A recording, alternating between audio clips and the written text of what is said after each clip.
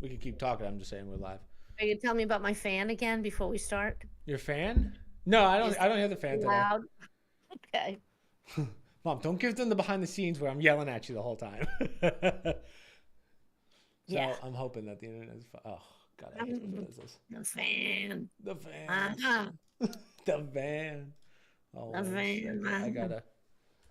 Oh, I man. thought I was very good this time. I didn't have any political ones. I did all gaming stuff. Well, we had a big week of gaming this week. I just want to. God, nothing's worth. You know what? Something that we have to get rid of. You know the captchas when you do a sign in to something, and it gives Yes. you like, oh, find all the fire hydrants. Like I'm Yes. severely autistic. I hate it. And I I'm like, let me fail at those. verify. Yeah, hold on. The best is find all the bicycles, but they'll only have one wheel. And I don't know, does that count as a bicycle? Yeah, because now I'm stuck in. I'm looking at like, please do all the crosswalks, fire hydrants. Ooh, we should have done this before, but I didn't expect it to. And the worst part about this, because we use Restream, the worst part about this is it makes me do the captcha, and if I get the question wrong, excuse me, or like my password wrong, it's still it'll make me redo the captcha. So why don't you tell me that the password's wrong first, and then get me in? So yeah, I forget. I don't remember it.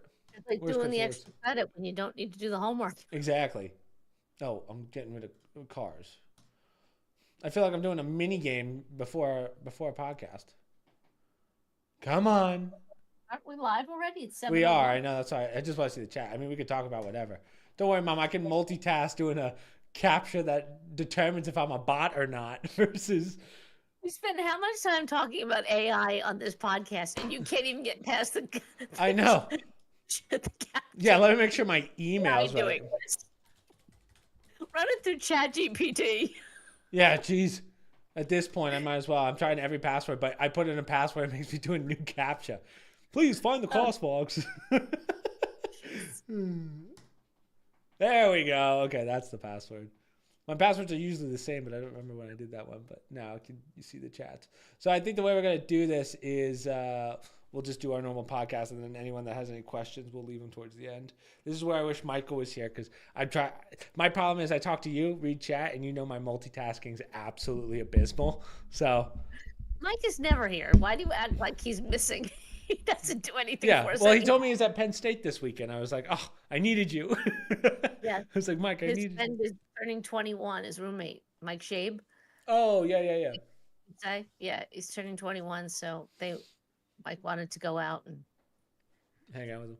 stalk the people in Penn State. I think I told him no stalking while you're out there. As long You as can he's only not go. as long as he's not doing it 5 years out, I know, where right? it's like he's the 30-year-old going back to Penn State. How's Alpha Pi Delta doing, guys? Well, funny story. We were talking about your brother, how he actually was contemplating how to go with Mike when Mike said he was going to Penn State. The brother in Miami, right? So that's always Oh, Kenny's Kenny was reflex. trying to think of how he could go to Penn State. Well, in that second, whenever somebody says they're going to Penn State, he tries to figure out how could he possibly go too. Right, right, So that wasn't realistic. But we were talking about that, and Mike's roommate, I'll call him Michael to avoid confusion. Michael's father dropped him off this time. So we were chatting with him. Michael's aunt went to Penn State. His father went to visit his younger sister, the aunt, when she turned 21, right? So he tells us, and he says he's 10 years older than she is. He tells this whole story about how they do this whole line of shots, and wherever there's an X, and he had the list on his cell phone. Okay, think about that. The guy had his cell phone. Tells us about all the shots, and when there's an asterisk, that's when they both stopped to go throw up because they were doing so many shots. Blah blah blah. right. So meanwhile, it tells this whole story, and I looked at the guys and I go, and everybody in the bar was like, "What is this 31-year-old thinking of Yeah. at the Take a Penn shot. State bar?" And that's what got us talking about Kenny when Mike said, "I gotta cut him off pretty soon." Yeah. Because Kenny always wants to go out. I'm like, I think you're getting a little old for that. That's kind of like when I had to. That's You kind of know? how I felt when we moved Michael in for senior year, and all the frat kids are there, and I'm just like, oh wow, I'm the old guy. You Right, know? right. Right, But you weren't going back. You were going back to the. You had yeah, a yeah, yeah. reason to be I there. wasn't going for the parties or whatever, whereas Kenny went back for some parties after the fact. But Well, it's, you get to a point where it's homecoming and whiteout game only. Anything other than that, yeah, got to cut you off, bud. yeah. Oh, it still drives me crazy for the people that tailgate, and you're like, "Oh, what year were you?" And they're like, "Oh, I never went to Penn State." You're like, "What are you doing, dude?" Yeah, yeah, Like yeah. some people just love that college football aspect. I don't. And to them, it's a party. To me, I was like, okay, this is what college kids do. I don't know. That one I scares me. enjoyed it. We tailgated that one time for a game, and I enjoyed it. Well, that's a It's family, and we have fun. someone at Penn State. But if you're someone in your mid 50s and you don't have any association to Penn State, and you're still going, something's up. Like what he was, or some Michael was talking to him on the sofa for like an hour. Yeah. Turns out he didn't even go to Penn State. Yeah. Guy was just kind of BSing his way, and he's like, oh, yeah, no, I didn't go Hanging here. out. I don't get Yeah, but that. we did get that. Some Well, people love they're that. there. Yeah, And, I'm sure it's not just Penn State either. I'm sure a lot of the state schools yeah. do that. They Like, people at just go what back. point do you graduate to tailgating at an NFL game? Right? It's like those are the Right. people that have been held back. You know, Oh, people, I held mean, back from NFL. do you realize there are people that go to every Penn State game? I know. I don't. Do these people have anything to do besides that? No, that's That's the their thing. thing, and they have the giant. We saw them, the giant mobile homes with every piece Oh of Penn yeah, State. it's a huge deal. Yeah, and I'm sure I know it's not cheap. The season tickets alone, plus paying for the parking and everything. So they're full on. They're committed. Let me tell you, thank God at least it's a big Big 12, the Pac 12, Ten. Big 10 or whatever. Thank God it's a Big 10 and not like that one person in the community college rolling up. Let's go community college. Yeah, yeah. Ball against the other community college down the street. Yeah, RBCC. we're the only ones here. That's like there's levels to the tailgate, but to your point, tailgating's always fun. It's just a matter of like you gotta have some association with the school, otherwise it's just weird in my eyes. That's the thing. Even if you graduate from there, I think homecoming and eventually maybe the whiteout game. Yeah. Those become your time to go. That's what it's for people to come back at homecoming. I don't know if we ever went to a homecoming. That might have been the one we did the camper at. That might have been a homecoming game that you guys. Oh no, I think it was a whiteout. What's the one No, where we we went? What was the one we went with Kenny and we had to walk what felt like a mile to the stadium? Do you remember that one? When And he Uncle was with us. Remember, uh Uncle was with us and Mike, and I left you guys because Dad and I were in the camper. Now maybe you did it another time because I was only out there with you once. yeah, that one Kenny game. was maybe you're right. Kenny was a sophomore, I think. No, junior. He had to be a junior. Yeah. So he was a junior, and then I guess I just remember the walk from his building to the stadium. It felt like a mile. I was like, why are we yeah, I doing didn't do this? that. Yeah, you Yeah, and that Dad was you got guys. there. That was nuts. Yeah, that might have been a homecoming because I don't remember the whiteout. Right, you think on a map, you look at it and you're like, oh, that's not bad, but those roads are like highways. Oh yeah. There's no Well, walkway in some of them. our cousin just graduated from Clemson, and we were talking about Uncle Jerry asked me like, oh, how big's Penn State? And I couldn't really explain to because I didn't go to Penn State, but I just like people don't understand with a state school like that, like Penn State, like you might have to take a bus to the other side of the Yeah. thing to take a train to a class. Like sometimes your walk is 45 minutes to class. Right. So that's something, thank God, I never had to do. I apologize if I've told the story before, but Mike's got the classic scooter story. His first time on main campus. He comes out of one of his classes and he's got to get to the other side of campus. And he sees a scooter there, just on the outside. And he thinks he gets it and he rides it all the way down to his class. And then he rode it back again. And the guy's like, hey, that's my scooter. He thought it was one of those like a city bike where you could just grab anyone. I don't know what made Mike think that. I don't know, it's probably like a plain looking one. He was just there and he goes, oh, this must be one of those anybody can use it scooters. Yeah, which is hilarious. I just remember at Scranton. Do you remember? Okay, so Condren's all the way at the top, which was the sophomore building, right? Yeah. Then I'm trying to explain to the viewers for anyone that's here, but that's kind of like the top of the campus, all the way at the bottom of that street. Remember, you go down, you go past the field, you go all the way down. Yep. That's where all like the sociology buildings and stuff are. And I just remember there was a kid on rollerblades, like the inlines, and he was zooming down, and everyone was like, "Oh my God, he's going!" And so at one point it goes from brick to street, and I guess there's like almost like a lip, and the guy didn't know it. And in front of Oh, everyone walking back and forth, he must have slid like halfway down that street. It was not pretty, but luckily he was okay. But he was wearing a helmet. That's the problem, he was wearing a helmet and he had like the elbow pads and stuff, yeah. which is not how you want to be But seen thank God anyway. he didn't know that, Yeah, right? If he's yeah. Otherwise, he falling. could have died 100%. But Well, you have to understand Scranton's on hills. There's a lot yeah, of hills in Scranton. Like, I don't think you explain that to people. You remember some of those parking, those streets, you had to climb a hill. I'm like, I wouldn't want to do this in the winter. yeah. It's Oh impossible. God, the Yeah. winter. I don't even remember. The winters were so bad at Scranton. I've blocked them out of my memory. Yeah. It's, I The mean, it's snow. cool. Yeah. Yeah. But yes, but people would just dive bomb down that thing, and by people I mean like the small subset of students that had rollerblades, scooters, and skateboards. You always had that one kid on a longboard that got way too much speed, but But they were always to class on time. they were always the first one there because they were beating everyone out. Always the first one there. But you can't be going down. He was wiping the blood off. Yeah.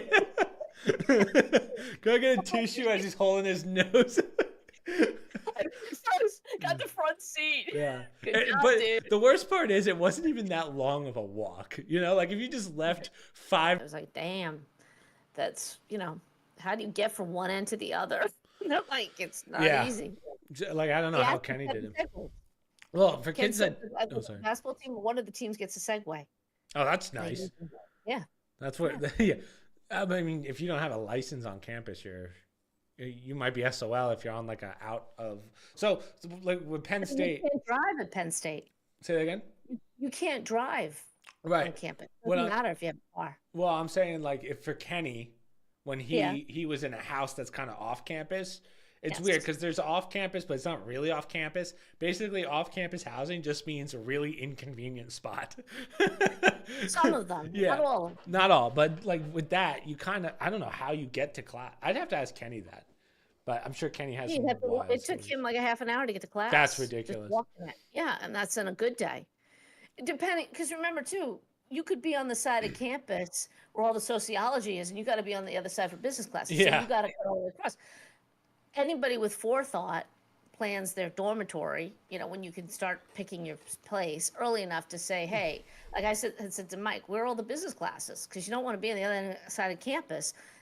But there were no places available at that time. Well, I was checking oh, that's into right. it Yeah. now. Yeah. Right. So it was kind of naive. And what concerned me is his sister went to school. Yeah, It's she not should know like- that. Oh, that Yeah, that I wedding didn't know that graduation must have been a shit show. Who, Mike's? No. Okay, now I'm getting confused. So, the sister's graduation. Oh, that was a long time. Yeah. Oh, no. He's a twin. She goes to University of Arizona. Maybe This is a guy. This is a family tree I don't need to know about, and I don't care enough to learn. The whole point of telling that story was about him going to see his sister. This is the kid's father, seeing his sister at Penn State. He's 31 and she's 21. Right? Okay. So we're making a joke about old people. Right, they have being the gap. coming I see what back, you're saying. right? And he's telling the story. And we're like, boy, we think it's bad when Kenny, when he goes at his age, it was 31 hanging out at a Penn State bar with his sister. But anyhow, enough about the Yeah. Penn State. Yeah. and- College feels like so long ago. I don't even remember it now. But I'll Yeah. tell you this: like I don't really use Snapchat anymore. But when I see people on Snapchat, there's certain people that are still going back to Scranton, and I'm like, hey, you're 28, almost 29. It's time to put it away. They don't have Yeah, a football team. Homecoming and I guess the soccer match, whatever Yeah. the final. What soccer thing is. homecoming That's does Scranton have? There's no football team. it. I'm sure they do something. I'm whether sure, they get yeah. together, a picnic or something. Yeah. Problem is, I don't know how many teachers are still there. That I don't know if I even have an association to that school anymore. In the sense of, besides my degree, I think all the teachers are gone. Maybe you never know. I You looked. would go back. There were Gotta go some. back. It's tough because some of the professors aren't even alive anymore. I was like, oh wow, that kind of sucks. Yeah. I think I only went to one homecoming, like the first year I graduated, and then after that, I just never needed to go again. I had gone while I was at school. I went to homecoming on campus in the football game. I was dragged to a few with your uncle when he was player there, but other than that, didn't really need to go back. Hmm. I think I went back with you that one time when we walked. Oh, I took you one Fordham. time when you were little. I took you to my one homecoming. So we didn't stay very long because you were very little. Oh, really? I thought you were talking Yeah. about when you took me for When you open toured it, house or yeah. whatever when I was thinking of going to Fordham. And then I they took said, you on and then some they nice. denied me when I have 50 family members in Fordham. Hey, Fordham, F you. Get out of here. That's bullshit. And yet my cousin got it. What's going on, Fordham? Yeah, Actually, I two can't of my figure cousins that got it. school out. Yeah, I don't know how it works. But It wasn't worth the effort of pursuing it. no, I don't like New York City. I'm not a city person, so it was better for me. Right? It wasn't a school for you. I don't think that it was one that, You know what really, small. you know what's really stuck out to me though about college that you told me about Fordham. I don't know why this is like the only thing I remember from the Fordham walk. Remember when we went to visit and they were showing us the business school and stuff. You pointed out that White Castle that you were like, this is the White Castle we used to go to, Oh, and it was the most disgusting looking White Castle I've ever been. I was like, if this is the highlight of Fordham, I don't think I want to go here. oh, yeah.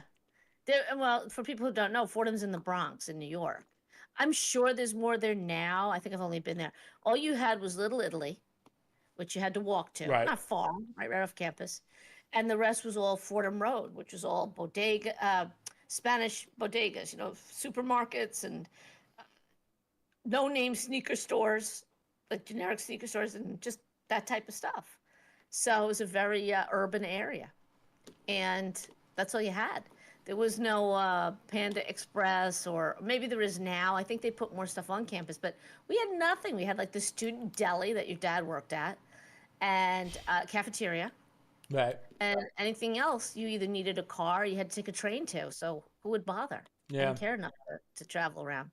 You could go into the, excuse me, excuse me, you could go into the city, which was nice, but after a while, that was a hassle too, taking a train into the city, and it took time to do it. But there was no like quick. Oh, we did get a diner, Pete's Diner. That came in maybe my sophomore or junior year, and that was nice to just go right across the street, and you could get a regular sit-down diner.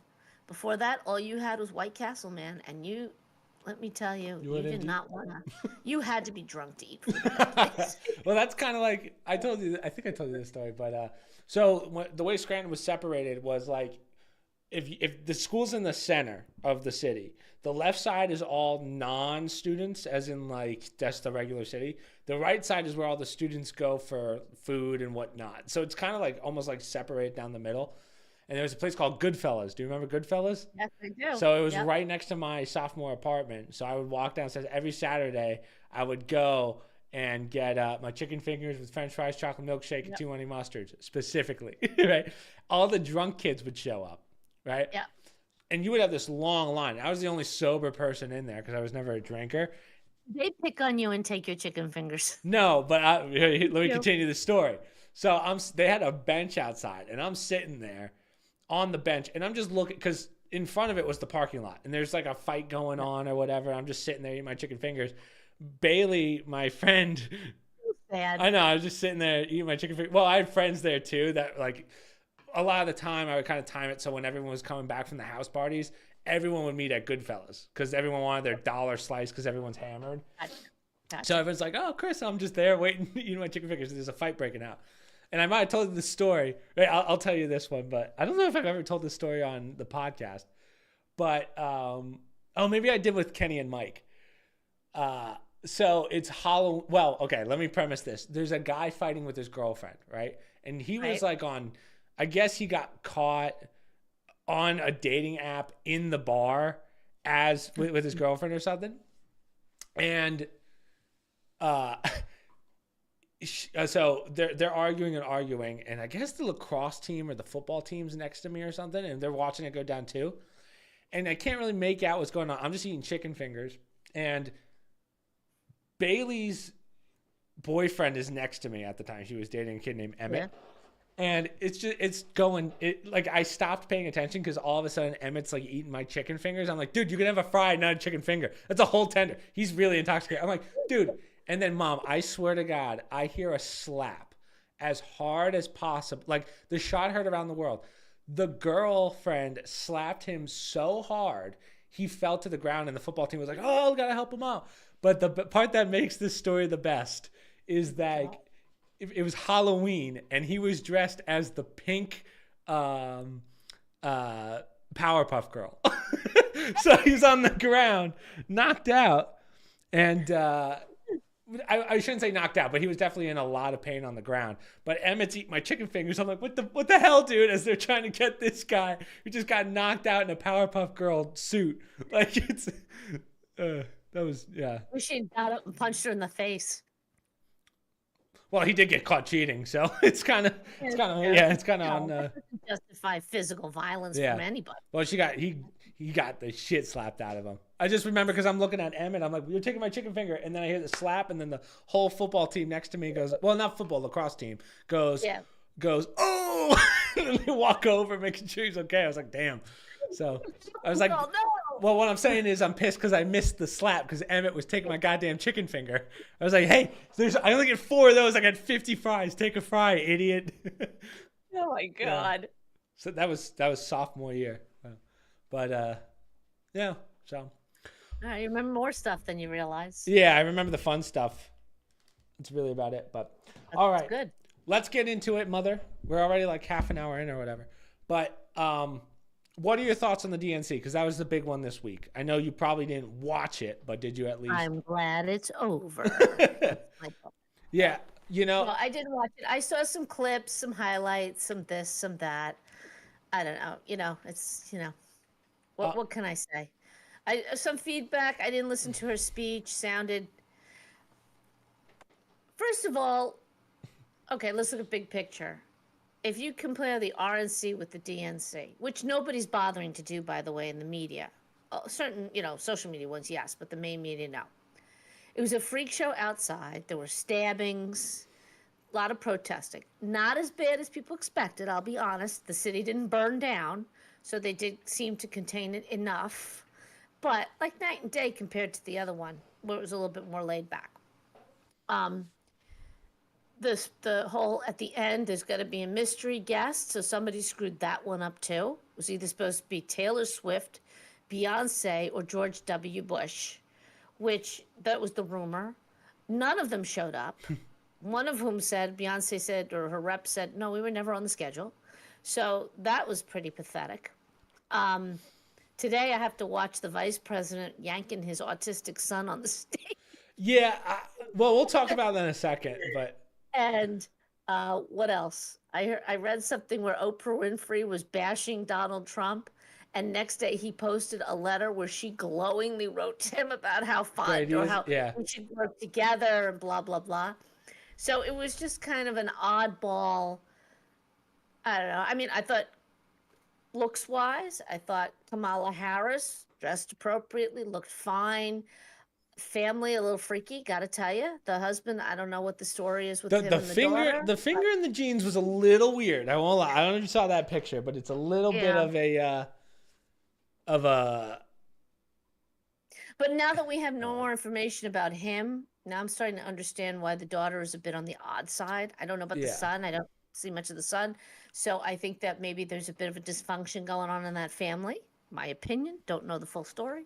We do know that he admitted to having a relationship with a nanny and having a kid with her or got him pregnant. I don't know what happened to the kid.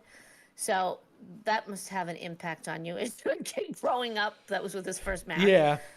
But Kamala looked, sadly we have to comment on these things. She looked like she was cognitive. She looked just appropriately. I have to say, did you see her sister? The 51-year-old sister that she has? I didn't see her, but I heard she was there. Gorgeous. It does not look like good for 51 or whatever she is, right? Which I was like, that's her sister. I don't know how old Kamala is, but she's my age, 59. To your point, everyone looked good. Like it's funny how it's kind of like, you know what it is. This is how I can compare it. Remember when China, Xi Jinping came over to California and they cleaned up the streets? That's kind of what it felt like. Well, not everybody looked good. I'm just saying Kamala. The important people, I would say. Right. But looks isn't what's going to... As the pro football players said, the color of Kamala's skin isn't going to pay your rent. Right. Which, you can clean people up. And at a minimum, I would like people to look respectable when they're out there. But, that's about all I can tell you. Substance-wise, I didn't really see much. And I think that's been a problem for a lot of pro-Kamala people that She talked a lot, but she didn't provide much. And, you know, people are looking for substance. One thing that someone brought up that I thought was very true, and I didn't even think about it. Think of how many celebrities were at this thing, and not at Trump's. And what I mean by that is they clearly brought in as many celebrities as possible for this. Like you had Little John as a concert, right?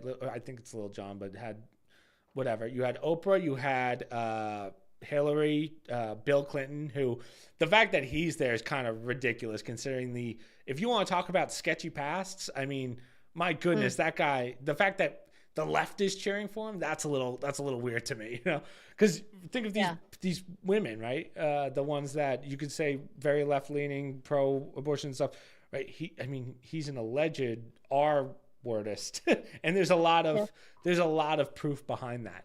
So it's kind of weird to see off because of it. That was one of the articles about the when he paid off Stormy Daniels and the same thing Trump did, but just Trump did all that stuff, and others were worse, more egregious than Clinton at the time. Yeah. But I mean, that stuff goes on. I don't consider them celebrities; they're politicians, well known. Obviously. Yeah, but then you have Oprah. Who else was there? They talked about Taylor, as you said. She wasn't there. There was a bunch of celebrities there. So then it's like, hey, am I there for the president or future president, or am I there for this concert or celebrity showing, right? Well, I mean, Hollywood tends to lean left, tends to be very democratic. I'm not so sure that's true anymore. I think that there's a lot of closeted conservatives now. Oh, absolutely. Or let's say closeted moderates that aren't as on the edge. Well, look at Mel Gibson's the Hollywood that he's doing, the what's it called? He's trying to put together a group of actors that, man, why can't I think what it's called? His production it's a conservative production studio, and more actors and celebrities are going over to that. But you know what was interesting? Did you see Bernie Sanders up there absolutely destroy the DNC? He's like, yeah, the reason we're in here is because of us. Like the Democrats did this. And he kind of turns it to like, oh, this is why Kamala's so great. But like any other measure, if the media wasn't as the mainstream media, we'll use that term again, if they weren't as lost as they are, by any other measure, this party would be dead. Yeah. It's an absolute joke. I mean, just by the standards, not even about policies, just by the standards of how they just trash their candidate right before the election, basically, put somebody else in that nobody voted for. And happened to be a person that nobody wanted when she was in primaries before they picked her for vice president, which is absurd, right? Nobody wanted her when she was running as president. So let's pick her as the vice president, right? Which they did, basically. And they said, because of skin color, female, black, exposed for being cognitively impaired. And the press was all like, I can't believe this. How did they keep this from us? That's your job. Yeah. So by all measures in any other time frame, this party would be such a laughing stock. It wouldn't even exist anymore. The part that really gets me, and I was talking to someone about this today, is all politics aside, as you said, again, we could talk policies and whatnot, which I don't know if she has any at this point, but she went from being the least favorable person in the country behind Hillary Clinton 3 years ago. She disappeared for 2 years, and within that 2 years, she got called the border czar. She goes, hey, I'm going to go to the border. Never did. And then a year later pops up as I'm going to be the vice president, or I'm running for president. And now she's the savior of the Democratic Party. Like, to me, and again, from an anti-political standpoint, just if you were to look at the timeline of how things have been going, wouldn't you go, wait a minute, where was this turnaround of her being beloved, right? It doesn't make sense. That's the part that I'm like, It doesn't make sense. And I said this on our last podcast. I don't blame the media so much anymore because they're pathetic. If you still support the Democratic Party and its platform at this point and its candidates, put it that way, maybe not the platform, but the candidates, you got to really ask yourself, you got to do a real soul search here. It has nothing to do with Donald Trump or with me and my opinions. It's more of if somebody kept lying to me, like Donald Trump, if he told me the story every time, my son's laptop is fake, turns out it was true. She's a border czar. My vice president's a border czar. Today, no, she was never the border czar. Now all of a sudden she's border. As somebody who's been following the individual, how could you not take his because he was incompetent? Hmm. And nobody, if you're a Democrat, you don't pause and say, you know, why should I love her now when you told me I should love him? And that's the part of it. I just look at that and I say, how can you support what you saw this year? You can Hmm. stay a Democrat, but I think that you're seeing more people going independent because of it. They didn't want to commit to either I candidate. know a lot of. I don't think I know a single Democrat right now who's not voting for Trump, which is very interesting.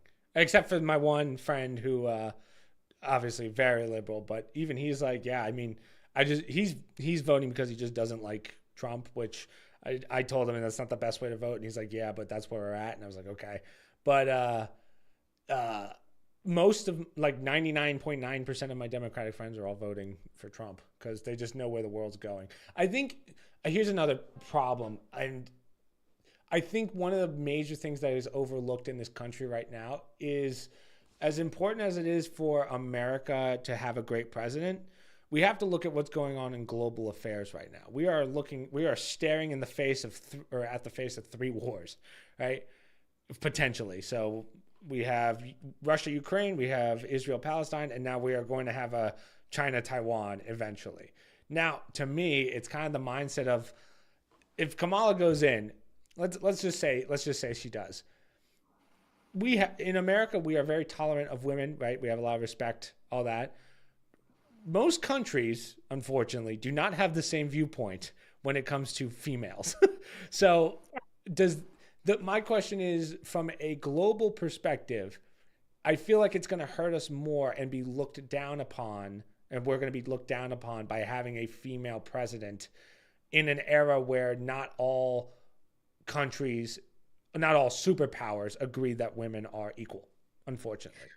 I used to think that was true with Hillary because she was the first viable female. We had Geraldine Ferraro years ago, but she was vice presidential Mm-hmm. candidate.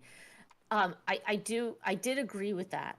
I still agree with what you're saying. However, as a female, I I don't think that that should continue. And the reason why I say that is after Donald Trump, before COVID, a woman could have come in because she had the strength of a very strong United States behind her. If that person was the best candidate to be president, because of the damage that the senile and incompetent President Biden, and now we can all say a strong leader, because they need to bring America back to a position of power Right. in the world. And when I say that, one of the big things that people tend to forget or they overlook, that BRICS was very important, the changing of currencies. That happened under Biden's watch. Okay? They're trying to move us away from a dollar based currency. That takes tremendous financial power away from the United States. It's in the infancy and it's just starting. But the fact that there were so many bad things that happened for our country under the last 4 years, we took, again, COVID screwed things up immensely, but we were on a path. Remember, we were not at war at all. We were getting out of wars. Not only did this current president put us, and vice president put us in wars, we've left billions of dollars that my tax dollars paid for in equipment in the hands of our arch enemies. We gave it to them. Yeah. Afghanistan does parades with our tanks, our guns. These are our enemies. Now, I mean, if anybody watched Mr. Kennedy's speech, who detailed what has been going on in Ukraine, he basically highlighted what the media has not done, and basically saying the U.S. has caused that problem over there. We did a regime change, and we caused that shit show.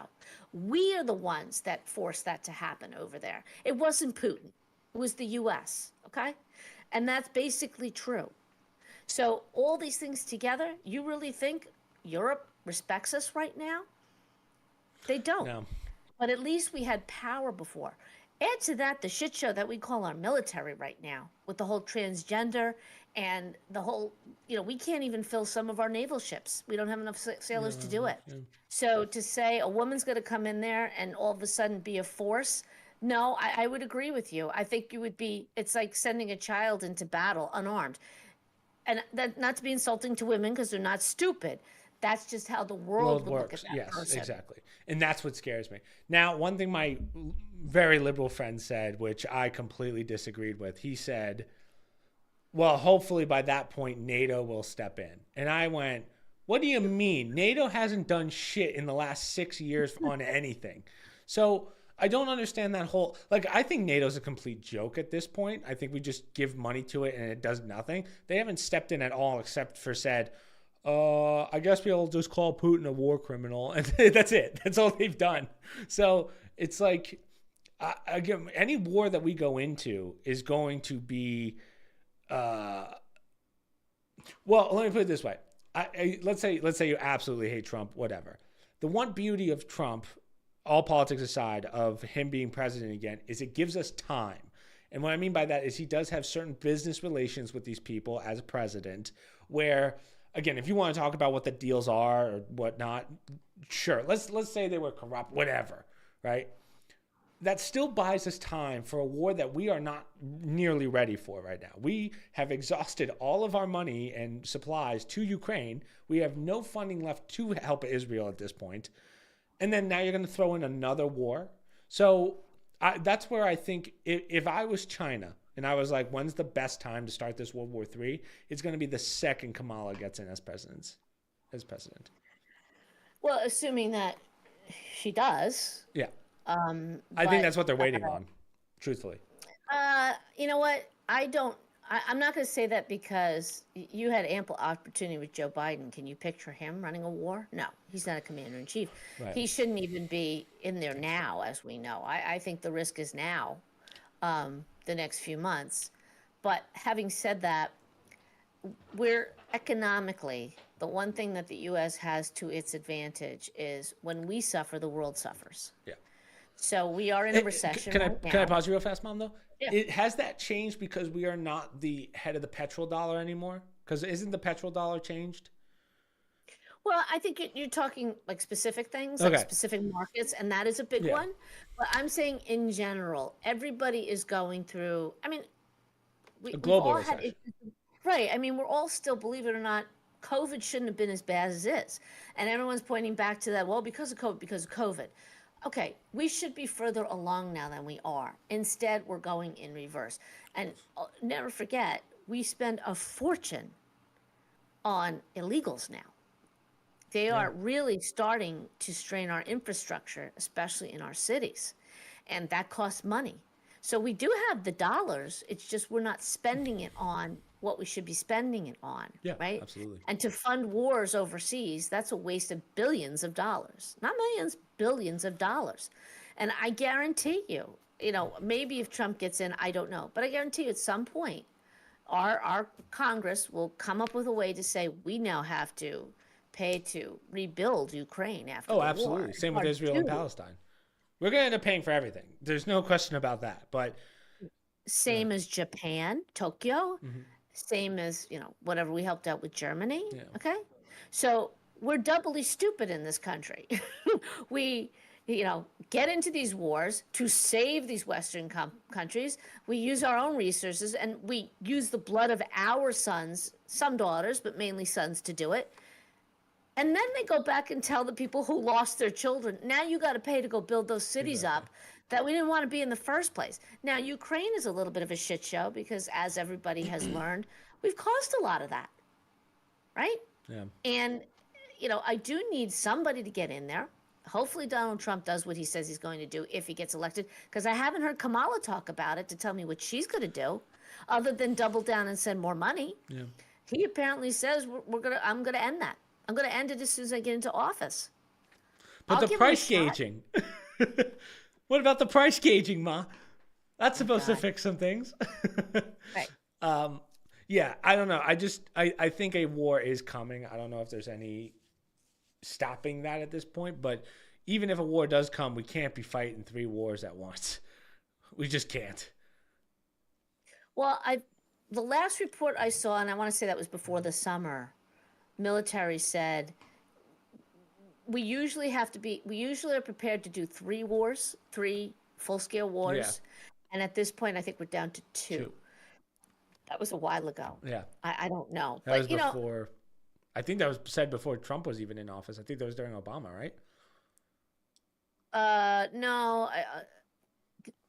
during the time of Obama, this was kind of like a side story. Nobody, again, the media didn't want to touch it, but uh, he let a lot of really good leaders, or forced a lot of good leaders out of our military. Many of them were conservative, many of them were old school, blah, blah, blah. They all early retired. Okay. And after that, now you start to see, I don't think Trump was clued into it as much during his 4 years because he put a lot of money into our military. As you recall, his first term or his first year, he was supposed to do the wall and blah, blah, blah. And all of a sudden, he signed a defense bill. And he put millions and millions of dollars, I think billions, into the defense deal. And he said, I know people aren't going to like this, but he didn't realize how bad our military was. He didn't realize how underfunded it was. Equipment, ships, guns, all this stuff. So that's stuff that, of course, nobody was telling us. We didn't know that. We think we're a superpower. He gets in there and sees that, and he signs this bill. So everyone was mad at him because he was supposed to do border and everything else, and he did that. Well, a lot of that money, where did it go? Some of it is now sitting in Afghanistan because the Right. next group came in. We've had air bases in Africa that we've walked away from, that our tax dollars paid for. A few months ago, again, you don't hear much about it now. Remember, Biden was building some pier in Gaza Yeah. that just drifted out to sea a couple times. Those are your tax dollars, Yeah. people. Bye. Okay? Waving from the from the dock. Bye. Right. But on the flip side, too, Putin can't fight another war right now. True. He's very heavily with Ukraine. Xi Jinping has a lot of economic problems in his country. They're not so quick to start funding a war. Now, it's communism, and if he wants to do it, he'll do it. But you've got some large groups of individuals. Remember, that's a huge country. There's a lot of people in that country. There's quite a large chunk of upper middle class that actually will say, no, no, we're not going to go to war. I'm not going to support this. So he has to do it the hard way then. And if you don't have the funding to do that, and then you always got the nut job in North Korea who can barely feed his people, right? What war is he going to I fight? hear he's He's making got, a turnaround. Have you seen his little well, sob stories thing that he's doing? How he's yeah, like helping, he's trying to give back to the people or something. It's like, man, it's literally like a child. It really yeah. is. You get an extra grain of rice this year to eat Yeah. to split in the family. Yeah. My I like gosh. when he walks into a room, there's always someone that says, clap, someone, everyone clap. And they're like, ah. Yeah, They're crying with a smile on their face. They're like, right. it's just wild. That's just how North Yeah. Korea is. But yeah, I don't know. The future, the Democratic Party right now is kind of in shambles. And people talk about the Republican Party being in shambles a little bit. And as of last night, the big announcement, but which we'll get into in a second. But with I think the weird thing that I think is very pushed out of mainstream media right now is the infighting of the Democrats of, okay, our current president, who no one has seen in a month at least, and then No, he no, had he was his, in he was at the D.C. Yeah, DNC, but he wasn't clearly all there, for one, and two, the Democratic Party goes, oh, by the way, we're going to look back into this Hunter Biden stuff, and oh, by the way, it looks like you have been hiding millions of dollars that you got overseas, so we're going to attack you for that. Nancy Pelosi's basically fighting him in DMs and online about not how bad he is, but how like you should have stepped down a long time ago. Like, I can't believe you hid this from us. It's like, Nancy, you've known this. This isn't new. So right. that's kind of, it's almost like they're purposely trying to push him as far out as possible, which again, from a strategy perspective, it makes sense. Like, yeah, but make it less obvious, you know?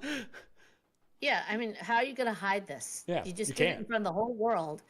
And I know, I mean, I know it's insulting to Democrats, but when I look at them, it's like, okay, everybody, because to their credit, the Democratic Party tends to be very cohesive, right? Meaning everybody votes the way they're told to vote. They're on the same That may page. sound insulting, but when you've got people in, like, I'll give you Kristen Sinema, right? She was a Democrat from Arizona. She was fighting for opening the borders, okay? She eventually had to become independent because she couldn't vote to say, Right. No. And the people of Arizona, they want a border. They can't support, because that's a first state, right? A border Right. state. So that's an example of somebody who bucked the system. She went independent. Okay. You're not supposed to do that. So what's my point? The Republican Party, which, trust me, has tons of faults, and you just hit upon a couple of them. You have different factions in the Republican Party. Like now you got the MAGA people, you've got the Freedom Caucus, you've got the other do nothings. They tend to vote however, their corporate sponsor, their fund, whatever. That's how they tend to vote. Nothing wrong with that, but then they don't vote as a block, right? So, and then they do stupid stuff like George Santos. They kick him out. Now, did the guy deserve to be kicked out? Absolutely. Probably, Yeah. right? But he was one of the most conservative voters. He always voted the conservative Republican platform vote, right? Meanwhile, Democrats have Swalwell on there, who was dating a Chinese spy. You had at the time the one that died, Feinstein, who had a communist spy driving her for 50 years. It's almost like you're saying that politicians suck on every side. My point is the Democrats would never touch one of their own. No, no, no. You leave them in place. Right. But boy, as soon as a Republican, they rightly point a finger. But the bad part is the Republicans are like, yeah, we should vote him out. Yeah. Yeah. So you know what they got for that? A struggle session, because they lost a vote and everything was always close. So, the Republicans don't strategize, or at least this group doesn't strategize in certain ways. And you brought up, so now we just got a very strongly, a report basically saying that the Bidens have been enriching themselves with millions of dollars 27 from million. foreign. Yeah. Okay. That's great. What are you going to do with it now? Yeah. It's just We're gonna write a very strong letter. We're gonna write a letter, and that's what people have been complaining about, myself included, with the Republican Party. They waste time. Nancy Pelosi would have written that letter before she even had facts, and that's wrong. Would have been would have been drafted. Right. The guy would have been impeached. It would have been because she's got the votes.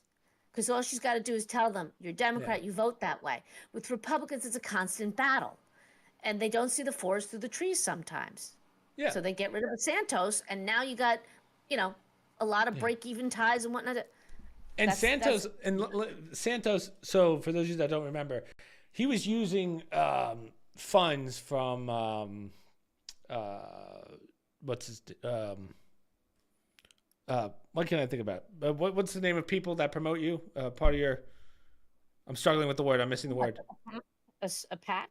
No. When backers. He was using backers' money. What's the word I'm looking for? Campaign funds? There we go. Jeez, campaign. Yeah. I don't know why I struggle with that blonde moment. Yeah. But he was using campaign funds to pay for like OnlyFans and stuff like that, which in reality, again, don't get me wrong, terrible thing to do. But as some of the stuff that we're seeing on the left right now with, some of the high end, $27 million overseas is pretty bad that you're making. Like that seems a little worse to me than, I think it was like $30,000 in funds or something like that, like misappropriated funds. If we had to weigh them, and don't get me wrong, I want both out, but one sounds way worse, and one's a president. Look at us in New Jersey. Senator Menendez again has been indicted for corruption. This isn't his first time. Yeah. He's the first time he was finally been convicted of it. And now he's asking for a pardon. He'll resign if he gets a pardon from Joe Biden and not have to go to jail. Okay? That's 2 times this guy has gone through this. And still. We vote. Still we vote. In New Jersey, and mind you, I live in New Jersey, vote the guy in again. Right? Yeah, because they want the goddamn, damn voting seats. Right. Again, the Democratic Party supported him. Didn't matter how corrupt everybody thought he was, and that he had already been not convicted, but brought to trial, and they didn't convict him on it. Okay, so he's a little tainted, but you also have people with experience. So he's been around a long time. He's in all these major committees. Don't have to reset the wheel. He's a senior guy, right? Turns out he's getting paid off in gold bars. All right, so we're back to neither one of them is a good guy, but you got to use a little strategizing here. At a minimum, I'd be going to the Democrats saying, "I'll give you Santos, you give me somebody else. Let's balance this out." But nobody thinks to do that. The Republicans are quick to say, let's do the right thing. And it is the right thing to get somebody like that out. Right. But you don't do it at the expense of the American people who need that vote. you Yeah. know? Yeah. Absolutely. Um, So one thing I did like about the DNC, and you kind of brought it up in the beginning, I did kind of, I don't want to say tear up, but I was like, when Walls' son did cheer on his dad, I was like, fuck, Yes. that I was like, that did hit me pretty differently. Like being able to cheer for your dad. And then the pulling, when you had to grip his son to bring him forward. Now, some people are giving him a lot of shit. Let me tell you this though. This is what bothers me about conservatives, especially on Twitter. They were trying to compare him to Barron, especially when one thing that the Democrats did do very well in the last election, and it's held true to their word, they weren't going to bring kids into it, and they treated Barron with a lot of respect. And I feel like the conservatives on Twitter did not do that same thing for this autistic kid. I believe he's on the spectrum, right? Walls' son. Yeah, I think yes, Yeah. they did say So he had to pull his son, and people are like, how dare he pull his autistic son? But I kind of get it. I've seen that before with other people that do have autistic kids. It's like you got to keep them on track a little bit. And it's kind of like, I don't want to say, this is going to sound horrible, but kind of like with like a pet in a sense, how you have to like tell them no, kind of that mentality. I've seen that before with people in like especially severely on the spectrum, where they've had to do that. It's not good and it doesn't look good. Probably shouldn't have done it at the DNC, but I always try and put myself in the shoes of a parent who has a special needs kid. Yeah, okay. It wasn't just the pulling though. I didn't appreciate the look on his face. I didn't notice that, but I go, man, that's tough because I've seen for what a parent has to go through when you have kids. I understand getting frustrated sometimes, and I think that happens. You're on the stage of the DNC. I know it doesn't look good. I'm trying to be optimistic. At the supermarket trying to get them away from the Fruit Loops. I know. It's that if you can't rein it in for that, it literally was 2 seconds. 2 seconds, yeah. But that's very telling about a person's character. I'm sorry. And regarding Barron, I don't remember this, but I'll throw this out. I don't believe he was part of the first convention. I'm not even sure he was there. I know his older children were there, but I don't think Barron, because he was a lot younger, I don't think they were bringing him out for that. I don't even remember him at his inauguration. I don't know. Oh, maybe I think I know what you're talking about. You're talking about the one from a couple months ago that wasn't there, right? Well, no, he wasn't at that one. I'm talking about the first time in 2016. Yeah, so but I can't remember. But I just remember how there was a rule that we weren't going to bring kids in, right? Kids were not. Barron was very young. He was like 16 at the time, maybe. No, less than that. And we said the one thing that I appreciate that the Democrats did on Twitter specifically, which Twitter's such a shit show if you use it, they never attacked Barron in the limelight. I feel really bad for this autistic kid who Mom, Twitter's a nightmare right now, really comparing the two. I'm like, geez, this is just a kid that's proud of his dad. Again, I don't agree with anything that his father's done, but I mean, it was nice to see. I mean, you kind of put yourself in his shoes. Regardless of how the father behaved, whether you think it was good or bad, has nothing to do with the kid, the young man. He's autistic. I think he's 17, so he's a teenager, right? Right. Yeah. But here's one thing I will say though. Barron has only recently been in the public eye. Mm-hmm.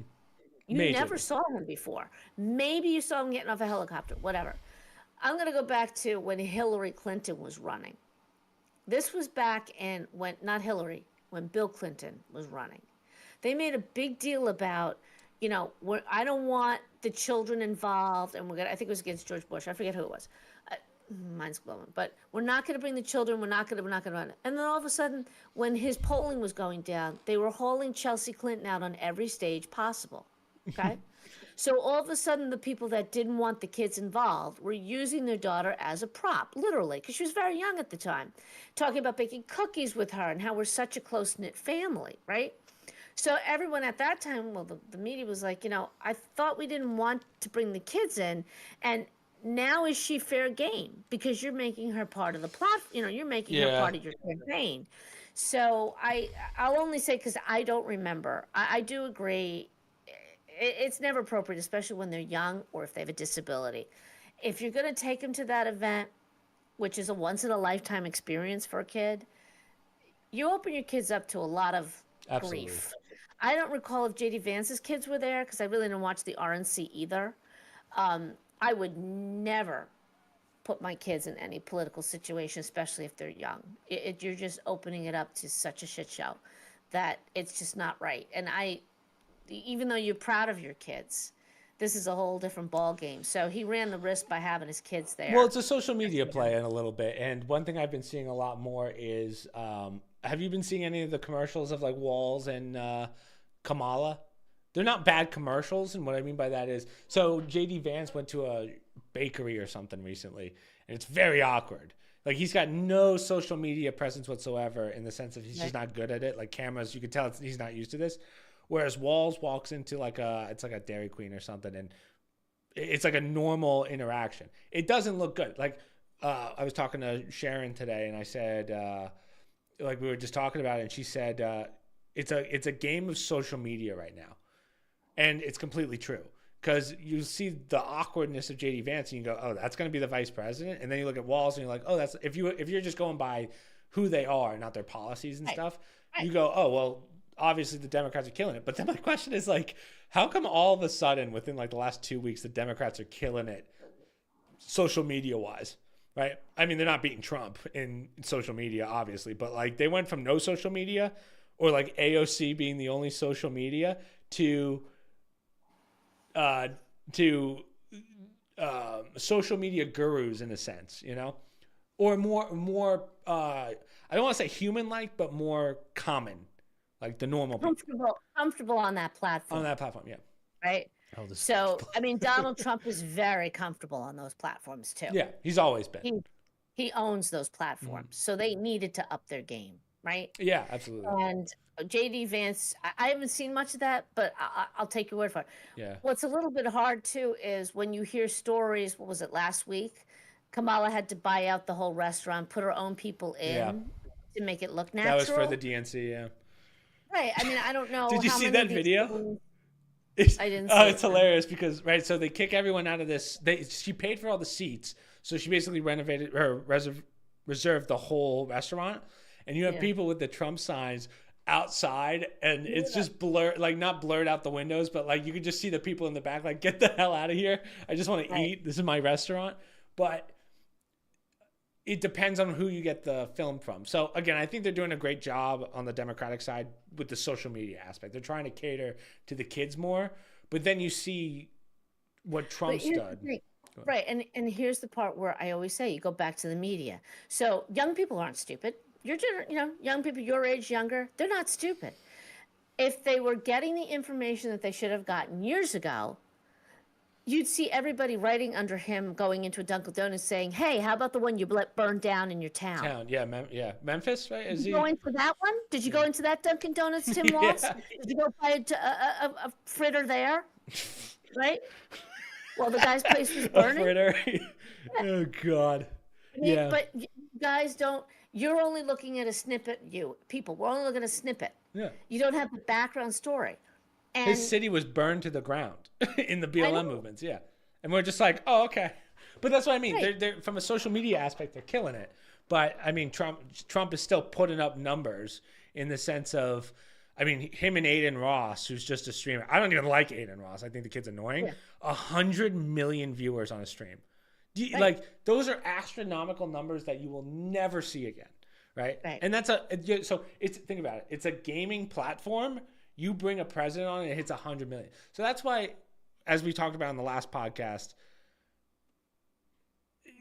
the numbers are like the poll. I do not trust the polls right now. Like the polls, they say it's very close. I do not believe that. I just from a clicks, and if we are having a social media war, it doesn't make sense that Kamala's close. I think the DNC helped, but in a week you're not gonna bring enough to even come close. So that's why, not to go down the rabbit hole of polls and stuff, and I do want to move on from this, but because I know viewers don't want to hear politics, I apologize, guys. But it's very interesting how, to your point, media manipulates it. But when you look at the non-mainstream medias that aren't even about politics, and you're seeing the numbers that Trump's putting up, it's night and day. It's night and day. Yeah, well, and we can end it on this. Yeah. It doesn't matter until Labor Day. Yeah. Right. Nothing happens usually. You usually have your conventions and whatnot, but nobody in the 2016 election, Donald Trump spent barely nothing Yeah. to Labor Day. Then he kicked it in and he wound up beating the what everybody considered to be the crown queen of, Hillary Clinton.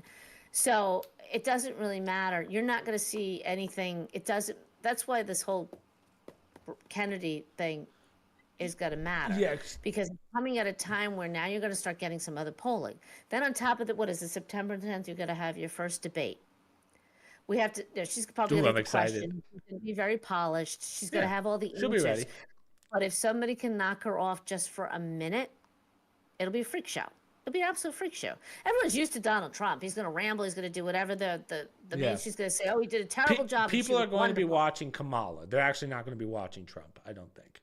Right. Same thing that happened with Joe Biden once he Yeah. starts stumbling. But the point is, things are going to change after Labor Day. So as much as we've been talking about it, and that's why I don't even watch the RNC, I don't even watch the DNC anymore, because it's just a pep rally. Yeah. And That's I don't really need all a it pep is. rally. Well, Yeah. as we said with the DNC, it's bringing as many celebrities as possible. Like the RNC brought in Hulk Hogan. I saw more of Hulk Hogan than I saw of Trump in Right. TikToks and whatnot. So again, that's what I mean by it's a social media battle. When the president's not even the one being seen, and his granddaughter, right, talking about him, right? Yes, So she did very well. So, but that's what I mean. It's like I haven't seen anything on Kamala on the DNC. I've only seen Oprah, Little John concert at the beginning, that kind of stuff. So that's what I mean. But real fast, let's change gears real fast. The big announcement last night was that Kennedy, Robert Kennedy Jr. Thank you, is endorsing Trump now, right? As of last night, brings him out. What does this mean, Mom?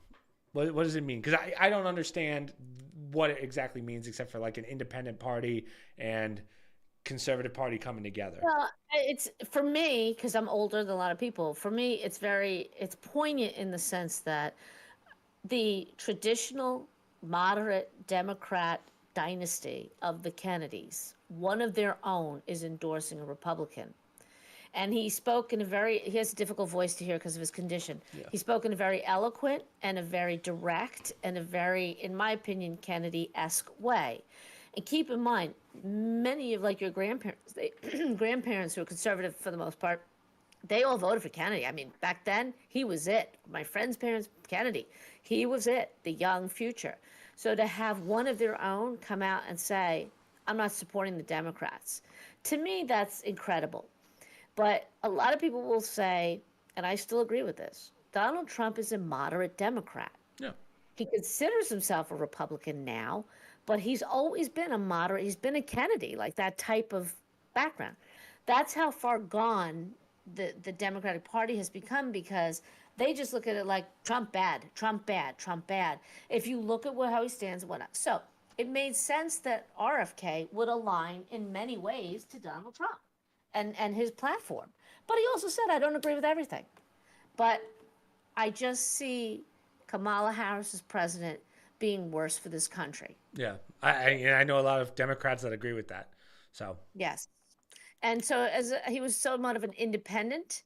And what's more important is he kind of highlighted, because somebody experienced it to some degree other than Donald Trump, I do think how bad they are about being anti-American. Yeah. They cut off his freedom of speech. They wouldn't let him be on the ticket in some places. Yeah. This was his own party. Yeah. The Dynasty Party. The Dynasty family, they wouldn't even give him that. That's how bad, how far left the Democratic Party has become. Even his own family now are giving him crap for it because it's moved that far to the left. So I think it's very important. We'll see where the numbers shake out. I think it sends a very strong message to a lot of moderate Democrats who are like, all right, I'll vote for her, but I don't like her. Or I'm going to vote for Kennedy because I just can't support her. So let's see where those votes go now. Gotcha. All right. Well, let's do some articles. Guys, if you have any questions, you can post them, and then we'll get to them at the end of the articles. So you can ask us anything. It doesn't have to be based on news. Doesn't mean we know anything. Yeah, well, yeah. You can chat. Like if you want to ask, like, oh, how do you make YouTube videos? Like we can ask that too. Anything you guys want. Where's your articles? I Let's see. had three video I related know. related ones. I was talking about how no one wanted to see politics, and one person goes, "I'm 13." Yeah, I You're don't blame never you. too young. Yeah, you're You're never never too too young. You're young never too to know young. what's going on. Um, I used to watch those RNCs and I don't remember the Democratic ones when I was a little kid on the TV. That was a big event in the summertime. really? Sitting around talking about, you know, what Betty Ford was wearing. That was my grandmother. That's how my grandmother used to vote by how what the first lady looked like. Really? Okay? Yeah, my Irish grandmother. Oh my Which one gosh. do you want to start with, Mom? Well, I kind of lumped them all together, but the first one I thought was funny. Playing video games can actually help your mental health, That's what we like to but see. Hold on. only 3 hours a day. Wrong. I don't like this article anymore. See, I just kind of got home, so I didn't get to actually read any of these It articles. was But a study in Japan. There was over 97,000 individuals involved from the ages of 10 to 69. They were a specific group of people who won a lottery where they won a PS5 or a Nintendo Switch. Over 3 years, or if you go over 3 hours, there was no benefit. But they found that people who owned the PS5 console had improved life satisfaction.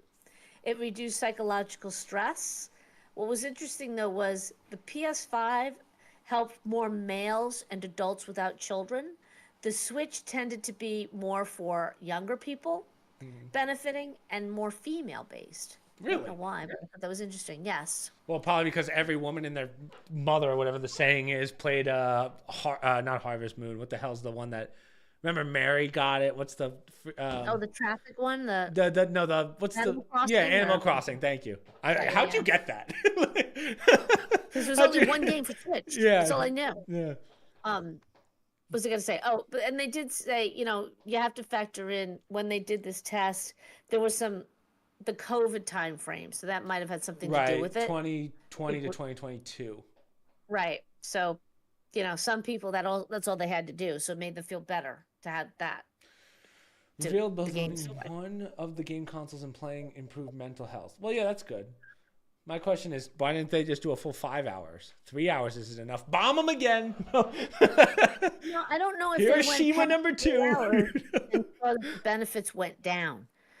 They said over 3 hours they didn't see any benefit anymore. So it must have been something with those 3 hours, and then it peaked, and then people started to lose, like, I don't know, they weren't as satisfied. They didn't go into detail about how they measured it, like what scientific system they used. It was more a case of, Yeah. I, I don't I know how scientific this particular test what was. I would have liked to see is the difference between if you did 3 hours of a single player story game versus like a competitive multiplayer game. Because after 3 hours, listen, after one ranked loss in Siege, I'm contemplating suicide, you know? Well, I can bring those numbers down quick. I don't even know if they talked about those games. Yeah. That's because And if you're just saying 3 hours of any video games are very different now. It's not like Pong back in the day. Like there's different things that you're looking for. Like God of War, you can play for 12 hours straight and still want to play more. Whereas like one CS game can take an hour and a half and you're just drained. So Well, one thing's for certain, they are going to want to do some Black Myth Wukong. I Because knew you were gonna apparently bring this that one is up. the hot game, the It Monkey King video it game. is so, Mom. It's God of War, but Chinese mythology. Yeah. It's incredible. That's what we've been playing the last couple of days on stream, and I don't want to put it down. It's phenomenal. You know what's amazing about this game though? Just a little fun fact. This isn't a AAA game. This is a mobile game company that made this, like make phone Yeah. games. And they just out of nowhere, they come out of the woodwork and they're like, "Hey, here's this game, Black Myth Wukong. We've been working on it for 2 years, and it has some optimization issues, but it is probably top 10 video games of all time. I would say it's probably gonna be in top 50 realistically. So Oh, yeah, they're really talking this thing up. It debuted on Tuesday, right? So I don't know the timing of the yeah, article, but they said Tuesday. It's $38, which I think is a bargain. not On true. I don't know who told you that, but Well, I have $38 down there, so maybe, well, whatever. It's in the article. Within hours, there was 1.5 million players within hours of the release. By 8 p.m., 3 million were on stream. And when you pick Yeah. up the other platforms, they think probably over 4.5 million, which when you convert it dollar-wise is roughly $211 million. They think it's going to surpass Elden Ring. But Oh, really? yeah, which is insane if that happens. I think it's kind of dwindled off a little bit because it doesn't have the replayability that Elden Ring has, but that's a little nitpicking.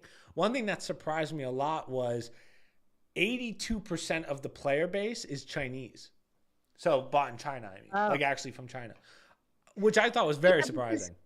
Well, it's based on the Chinese Journey to the West story. I'm not familiar with it, but it must be some military story or some. No, it's actually it's like a folklore. It's kind of like how our Right. like our Peter Pan and stuff, kind of the same thing. So it's a story about a monkey, I believe, the god Wukong. I don't know much about it, but it's like literally his journey to meeting Wukong or getting to some place. It's a journey.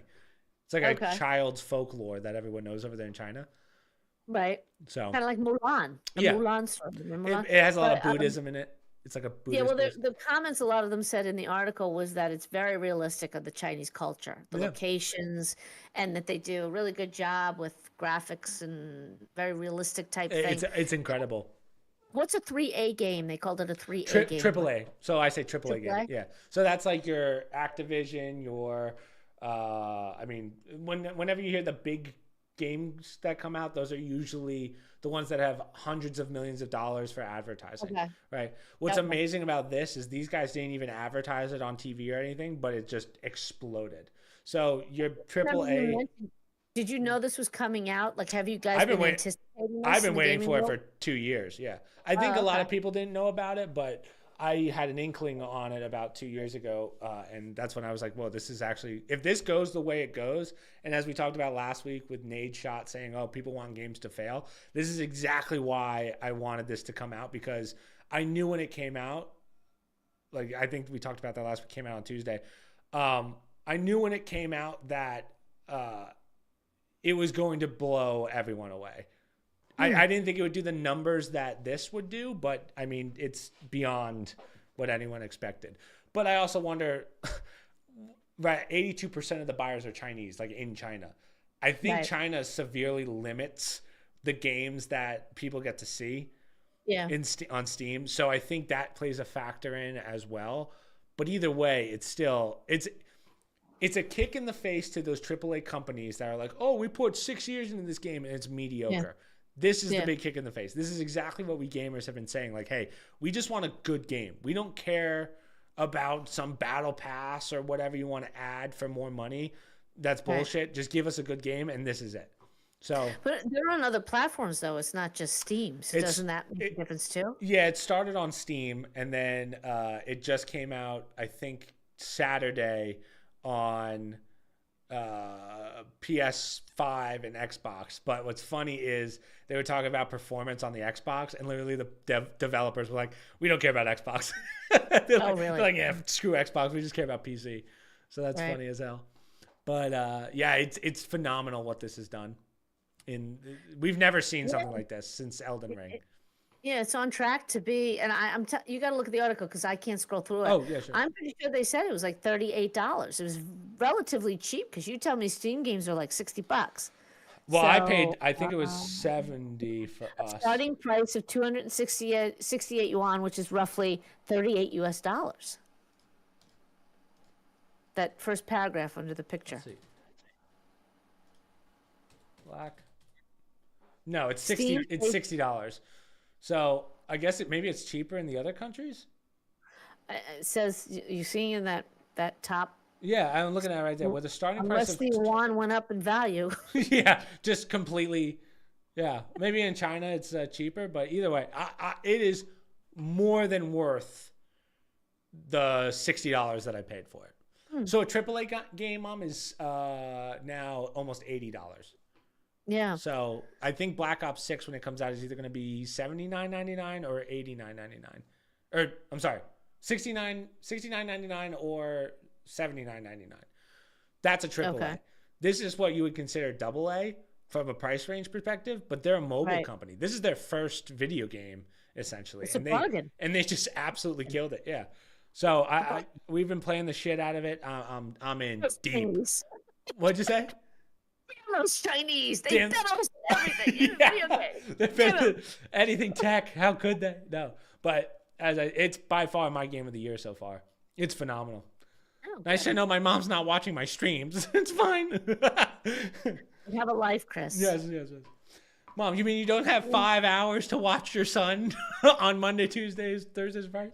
I only find it satisfying for 3 hours. Then you give up. Yeah, exactly. Oh God. So now the Atari's coming back too. Okay. I refuse to believe that. Hold on, tell me about this article. I just want to turn my fan on. It's 7800 plus. It can play the 40-year-old cartridges. This isn't the first time they brought back the Atari, apparently. So they brought the 2600 retro console came out. Yeah. Then they did a 7800, and now they're doing the 7800 plus. What are you laughing at, me? No. Someone in chat. I know Dynamic said this before, but they said, "But how will this affect LeBron's legacy?" my mom doesn't get it. It's a meme. Oh. So they play for the 40-year-old cartridges, which I'm more impressed with that. I got to tell you. Yeah. That they're upgrading this thing. It's now you can get a wireless version, okay, and it works with all the new TVs. You have to add like $35 more for the wireless version, I guess Wi-Fi wireless. Okay, but the fact that you can, and they say in the article, you could dust off those old cartridges and it'll play. Do the old in the cartridge, yeah. I mean, you couldn't do that with any Apple crap or GameStop stuff. Yeah, you have to have like the perfect. Like you have to have it in pristine condition over years. I'm kind of surprised by that in the sense of I don't know why they didn't just do it digitally. I mean, I'm sure they're saying if you still have them, you can use them, which is really cool. But nowadays, most things are emulated. Like I can just look up an Atari emulator and it works that way. So that's why I always feel like these are kind of a ripoff. It's really for the people that care about having the physical console, which it's just a nostalgia thing. Yeah. Exactly. It's a retro, and that's people sticking that on their dresser like they're, oh, look, my Atari. A couple years ago, they made a redo or like a revamped version of it might have been the Sega, I think, maybe. I have to look it up, but it didn't do very well. Like it had all the Sega games on it, but people were like, yeah, but I can just get an emulator. That's why it's only going to cater to the people that want like a physical item. Well, for somebody who had to buy the Game Boy and all the games for it for 3 kids, then the Game Boy 2 and the games didn't work, so you had to get all the new games. Yeah, Mom. Then the DS. Game Boy DS, which had the smaller games that kept getting stuck in all If only you got me the Xbox when it came out instead of making me wait years afterwards. If only you didn't deprive me of video games. Yeah. Anything that'll use the same games from 40 years ago, I think that's incredible. Even if they're crappy. I can't even use my iPhone charger from the phone I had a year ago. yeah, that's a good point. There's no backwards compatibility anymore. Yeah. That's funny. What was the last one you had? Non-gaming. So this is the last one, guys. So if you have any real questions, not whatever the hell that was, Gabe. Hold on. I have to bring up the other one. Which other one? Not so much for the religious aspect, but for the science aspect. So at the beginning of the week, I saw an article about the Shroud of Turin. For anybody who knows about the Shroud of Turin. I saw this too. Yeah. So I read it. I'm aware of it. They did some DNA analysis and some testing on the blood. They used to say from the old testing in like the 80s, this obviously was something from the medieval times. It was not from the time of Christ. Right. Well, they just did more advanced testing. And there was some blood on there. They actually found a piece of pollen from the Middle East that could not have been in Europe. Yeah. So they are dating it to the time of Christ. So I saw that article, read another article about it, and then all of a sudden today, which I thought was pretty incredible because it brings up the AI. AI recreated what they think Jesus's face could possibly have been based on this shroud. And did you get that article? Which is wild. I did not get that article, I don't think. Let me check real fast. You sure? Because I thought I emailed it to you. That to me was... No, I didn't get it, but... I mean, that to me was pretty incredible because even somebody who's not Christian and have heard about Jesus and whatever, just seeing what AI thinks could have been. We don't know if it's exact, but based on the shroud, to actually see that picture. And the comments underneath the article are very interesting because a lot of people were like, I don't believe, but that's pretty incredible To be to able to see do that, that. yeah. They even have his shoulders, like they've gone so far as to show his shoulders and I know whatnot. which one you're talking about. I saw the article, Shroud of Turin. I like how it says Shroud of Turin News. What's the big Yeah, you want cheese? the AI one though. I can't do it on my because I'm Yeah, that's on fine. with you. Jesus recreates probably this one, the New York Post. Face of Jesus, Yeah, AI creates stunning. yeah. Oh, one second. No, I always do that. Let me turn this off. Again, now that I know how to do this, it's like I do it every time. As I said, we'll do questions at the end. Just cue them up, guys, because don't worry, I'll ask your silly question, Gabe. Face of Jesus. Okay, so AI creates stunning likeness of Shroud of Turin image that many believe to be Christ. That is, if that's true, they think that's the AI representation of what Christ is. Well, based on the shroud, the positioning of it, and what was shown on it. When you look at there's like a not that, but there's a picture of like a face. Yeah, kind of like this. I know which picture you're talking about, but Yeah, it's not that one, but there's in other articles. So the X-ray shows the Shroud of Turin did there we come go. I from think Jesus' it's this one. time. Yes, so that face, I guess they're basing it on that. Remember, it's AI. I think there's a difference between that face and the AI one that they generated. So I don't know what Right. AI is pulling all their information from, but interestingly enough, they think that the piece that they did test in the 80s probably was something that was used to repair the shroud in medieval times. Oh, that would make That, sense. yeah, that's why they think that it might not have been. So for something that keeps going back and forth, and I think the church doesn't want to definitively say yes or no, but it is in Saint John the Baptist of Turin. They have it on display there, the shroud, and people do come and venerate it. But this is interesting that it took it one step closer and to actually see a visualization. I mean, to me, that's very shocking. We don't Yeah. know what Christ looks like, but We have if ideas, that's but we true, never. Yeah. Huh. yeah. So what is this And the last one? Atlantic is Oh, cooling. yeah, this last one. The Atlantic is cooling at a mysteriously fast rate after record warmth. Oh no, So, Mom! Are you gonna shatter everyone's mentalities on global warming in a second? no, they do say that part of it. I don't know who wrote it. The most fascinating part about this for everybody was I didn't know there was, and you could all call me an idiot. There's an El Nino and La Nina. Nina. Yeah. I guess I haven't heard La Nina in a while. La Nina is cold water rises to the surface, usually between September and November. So this is happening very soon. June, the month of June, it's been 2 to 3 colder than normal for this time of year, and they have no idea why. So I'm netting out the article for you. That's basically what they say. Yeah. So Neil deGrasse Tyson on Rogan not a long time ago, probably like a year ago, he said it's kind of funny how we always talk about the melting ice caps because even though they do melt every year, Mother Nature freezes them every year. So it's in like a Yeah. perpetual warming and cooling. So we've never really had to worry about uh, the concept of like, oh no, the ice caps are melting, unless all of a sudden the sun was just like, cool story, I'm just going to melt it all at once, which has never happened except with the ice age. So, and Right. even then, they're still not 100% sure about how that works, but that's what they think. So, the odds of another freak accident within, what is it, like a million? When was the ice age? 10 million? Oh, I'm no idea. I don't Yeah. know. I don't But know. the odds apparently are like super slim to none. So, yeah, that's pretty cool. But again, as you know, I understand global warming is a thing, but it's just not as crazy as people make it out to seem. Well, Make it they out to did be. mention that as being part of global, temperatures. It's not just that. So, in other words, they don't know why it would cause this much of a difference, which I guess is 2 to 3 degrees. You would think is that big a deal, but apparently that is. It's yeah, And to happen that quickly, it wasn't a gradual thing. yeah. Some So, areas getting as much as 9 degrees. Whoa, 5 warmer. Huh. and Interesting. it's amazing how much El Nino and La Nina affect Yeah. our the Atlantic. Those winds and Yeah. I wonder storms if coming that's the in. freezing cooling process. Like, I wonder if that's how it's how they like, boom. So, Well, I will say they are anticipating an ugly September are they really? in terms of hurricanes. I did see that. Oh, So that's not what I want to hear. But all right, guys, if you have any questions, you can start asking them. You can ask anything, as I said, in the sense of like YouTube and stuff, just as long as they're like normal questions.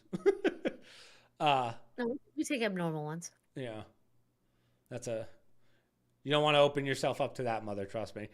What was I saying? Yeah. True. Yeah, I'm not excited for hurricane season. I just had to deal with Hurricane Debbie last week, or 2 weeks ago, which that was more than enough for me. The second I saw, And you didn't get the full force of it. You just no, got the I got rain. the end of it. I got the end of it. Thank God. Yeah. Well, we had some rain here all week, and then it cooled down quite a bit. Our mornings are in the 50s up here in the Northeast, and then during the day, it's not getting as high, like into the 90s. Yeah, it's super hot here. Like is I it? was telling Dad, like it could be the rainiest day in the world, and you're like, oh, it's gonna be kind of cool out because of all the rain. No, it's like you're wearing a wet coat. It's disgusting. Yeah, you're not too far from. You're like 5 degrees above us. Ugh. So we're 85. You're 90. Ugh. You know, which is still too hot for me. It's not. I don't mind it. You know, we're coming to the end of it. Put it that way. We only have a couple more weeks, and then before you know it, it's going to start to get cooler and cooler. Maybe not for you guys. You might have a little bit of a interesting September with the storms and all, if it happens. But before you know it, we'll be in October, and it'll start to get chilly. Yeah. Do you notice a lot of activity at your place now with the kids all going back to school? A little bit more, but they just asked because I'm becoming friends with the ladies that run the place. They had like a pizza party thing yesterday, and they're always asking me to go because they know me and all that, and I think they think that I know a lot of them, so people will come. And I was like, no, I can't because I'm streaming. Like I can't. I'm working. So I was like, they were like, damn it. But all right, Mom. Here's a question for you. First question. With the dropping of Robert Kennedy in the presidential election and his firm background of backing of former President Donald Trump, do you think this spells out the full backing of him for the Republican Party? So, in other words, I think Henry's asking, does this mean that he's going to have the backing of the Republican Party or not? Right? He being Kennedy? Yeah. Or Trump? I believe he means Kennedy. Oh. But here, let me just read it again to you. With the dropping of Robert F. Kennedy in the presidential election and his firm backing of former President Donald Trump, do you think this spells out the full backing of him for the Republican Party? Well, if you mean, it sounds to me like he means Trump. Like, will everybody in the Republican Party back Trump now that Kennedy has given his support also? But either way, I would say Robert Kennedy is supporting President Trump, and he made a point of saying he doesn't agree with everything in the platform. But he's weighing the two candidates as he's saying Donald Trump represents more that will benefit our country, in his opinion, versus the direction that Kamala Harris is taking it in. And, you know, he got burned by them, like I was saying. The Democrats wouldn't even let him on. They wouldn't let him debate, yeah. They wouldn't let him. And recently, he was kicked off of the New York ballot. New York State said he didn't qualify, so he wasn't going to be on it. And that was starting to happen in some states. So it was kind of it made sense what Kennedy was doing from his perspective because he knew he wasn't going to win, right? He didn't have the chance to win. So why be somebody that foils it, especially when the Democrats not only were they not helping him, they were keeping him, behind. I actually like the idea of Robert Kennedy doing something in the administration. So I'm hoping, Donald Trump does include him because I think he's got more to offer than a lot of Republicans out there in terms of what he's willing to do. And he's done a tremendous amount with the vaccines. And he's really into the food. If anybody saw his speech, he brings a good point about the chronic illnesses in children. And I love the fact that he said, I hope it's true, but he said, we can fix this in 2 years. Give me 2 years and we can do it. So, yes, I think now you'll see some more. It does help also for Republicans who are on the fence to say, yeah, okay, I think we've got more push now for Donald Trump, more momentum. Right. Henry did a follow-up. He said, I meant as in the Republican Party putting all their eggs in Trump's basket with Kennedy making the difficult decision of dropping out of the race. So, yeah, good call. Yeah, because it builds momentum. So Trump's going to get huge momentum. Remember, all these politicians are they're scummy, They go by the poll numbers. They go by what's popular. Very rarely do you find that, true patriot out there who does what's right. Unfortunately, they're usually motivated by polling and by their constituents and how much crap they're going to take from the media if they do a certain thing. So yeah, it builds momentum for Trump, and I think it will help a lot of the sheepish Republicans who don't want to throw their hat in the ring for Trump because they're going to hear about it from their Democratic friends. So it gives them a little bit more credence to say, well, if Kennedy's all in and the independents back Kennedy, that means most independents will now back Trump, and it gives them momentum. And you can't lose, especially when the polling starts going up for Trump. Next question, anyone? Oh, God. Why am I hearing myself twice? I'm supposed to know gaming questions. Yeah. People get your opinion. Whatever they want to ask. See, I like doing. Have you done any other games lately besides Monkey Business? Monkey Business. It's called. Just say Wukong. Well, the title was some Monkey Business in China. God, no. Yeah, let me get the full name: Black Myth Wukong. Yeah, people are just calling it Black Myth or Wukong. But I've been doing speed runs, so I've been practicing some of the speed runs for next month, and we finally had a viewer. Right, I do pancake PRs, so I set the speed run, and one of my viewers can beat it. No one's really done one, but then someone did one the other day, the first one, and they set a world record and just absolutely shattered my score. So I'm like, what the fuck? I was like, dude, it was supposed to be close. Mom, mine took me 7.5 hours to do. Right? That's speed run? Well, yeah, because I did what's called glitchless, which basically means you can't abuse the game in any way. Okay. And this person did what's called glitched, which isn't my run, but it's a different run. They did it in under an hour. I was like, hey, man, you could have at least made it look like I was close. I know Pancake was... Oh, okay, here we go. Interesting. That's a good question. I know Pancake was not the absolute gaming legend we all have come to love and admire, but can we get a first-hand glimpse of how Pancake was as a child growing up? Oh, that's an interesting question. From a gaming perspective? From a gaming perspective or just a growing up? Because my mom's going to be like, well, he wasn't good at much. I will say this. I always remember this story with Chris with gaming. Now, remember, Chris started late with the gaming because we resisted it as long as possible, right? Yeah. And that's not necessarily true, right? Because we had all the gaming, we had the handhelds, but you didn't. Once I got the GameCube, I had the GameCube until high school. So I didn't advance in gaming, but go ahead. So right before you either had the GameCube or you had just gotten it. I was in second grade. And I remember you went to your friend's house. I don't know if I should say who, but give me the first name. They weren't even your Ainsley. Oh, okay. Yeah. Okay. You were over at their house. They were having some party or something, and I came to pick you up. And I forget if it was you or a parent it wasn't you, but they had just gotten some new game, right? Because it was popular back then. Might have been GameCube or something. So you had very little experience with it. And somebody had said, what's the deal with Chris? He was down there. He hooked the thing up. He's been playing, and all the kids are watching him like they've never seen this before. It was I don't know what that was.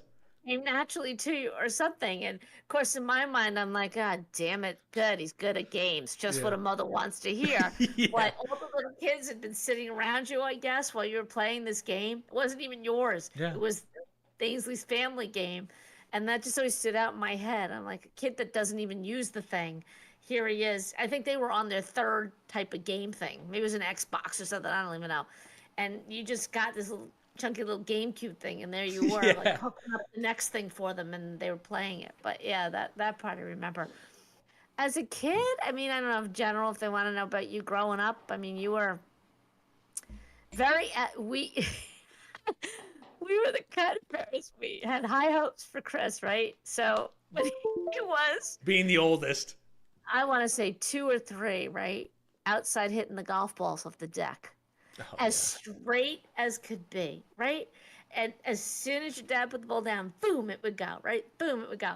So naturally, as a parent, you're like, okay, he's going to play golf. You hated golf. He's Yeah, bored. I've never really said that one before, but one of the things that I've always noticed about myself is whenever I started getting good at a sport growing up, I like got bored of it. So, case in point, and I mean by this. So, right, I went to Fiddler's Elbow, or was it Trump Golf Course in No, Bedminster? we didn't have Trump then. It Okay, was so Fiddler's Elbow, which was Sorry. a pretty well known golf course in New Jersey. It's not like quite like high level, but it's like that Nice high. one. Yeah, it's a Yeah, nice one. corporate one. And I just hit like a crazy, like just at a chance. Like I got really good at putting. It was, I think it was like 100-foot putt or something at. No, it wasn't 100 foot. It was 23, right? I want you to know that Aunt Sue just texted me and said, "How do you ask Seven? questions on your podcast?" Aunt Sue, if you're watching, you can just text me your questions. You get a pass. I'll ask them. But so I hit like some crazy putt, and then after that, I just never played golf again. Really, right? Remember that? I was like, I'm good. I was laughing to Sue. I was like, Aunt Sue said you're playing golf now. I said that's so funny because you never wanted to play. I mean, you did par three down the Yeah. down the street. What else with you? You were Well, to continue that story though, and then I did baseball, and remember, I like one All-Star game. I was just like, "Can I pitch?" And I pitched a perfect game, right? And you're done. then after that, I was like, "Oh, okay, I'm good."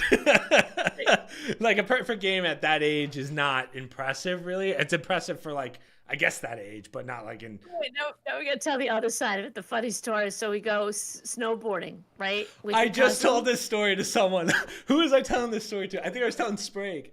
Yes. Oh my He's the god. whole monster outfit. He looks like he's being sponsored, right? Okay, Like, hold on. I'll take this one. I'll take this story. My cousin William tells this story very well. I think Kenny has to tell this story, but there was a we went to this mountain to snowboard.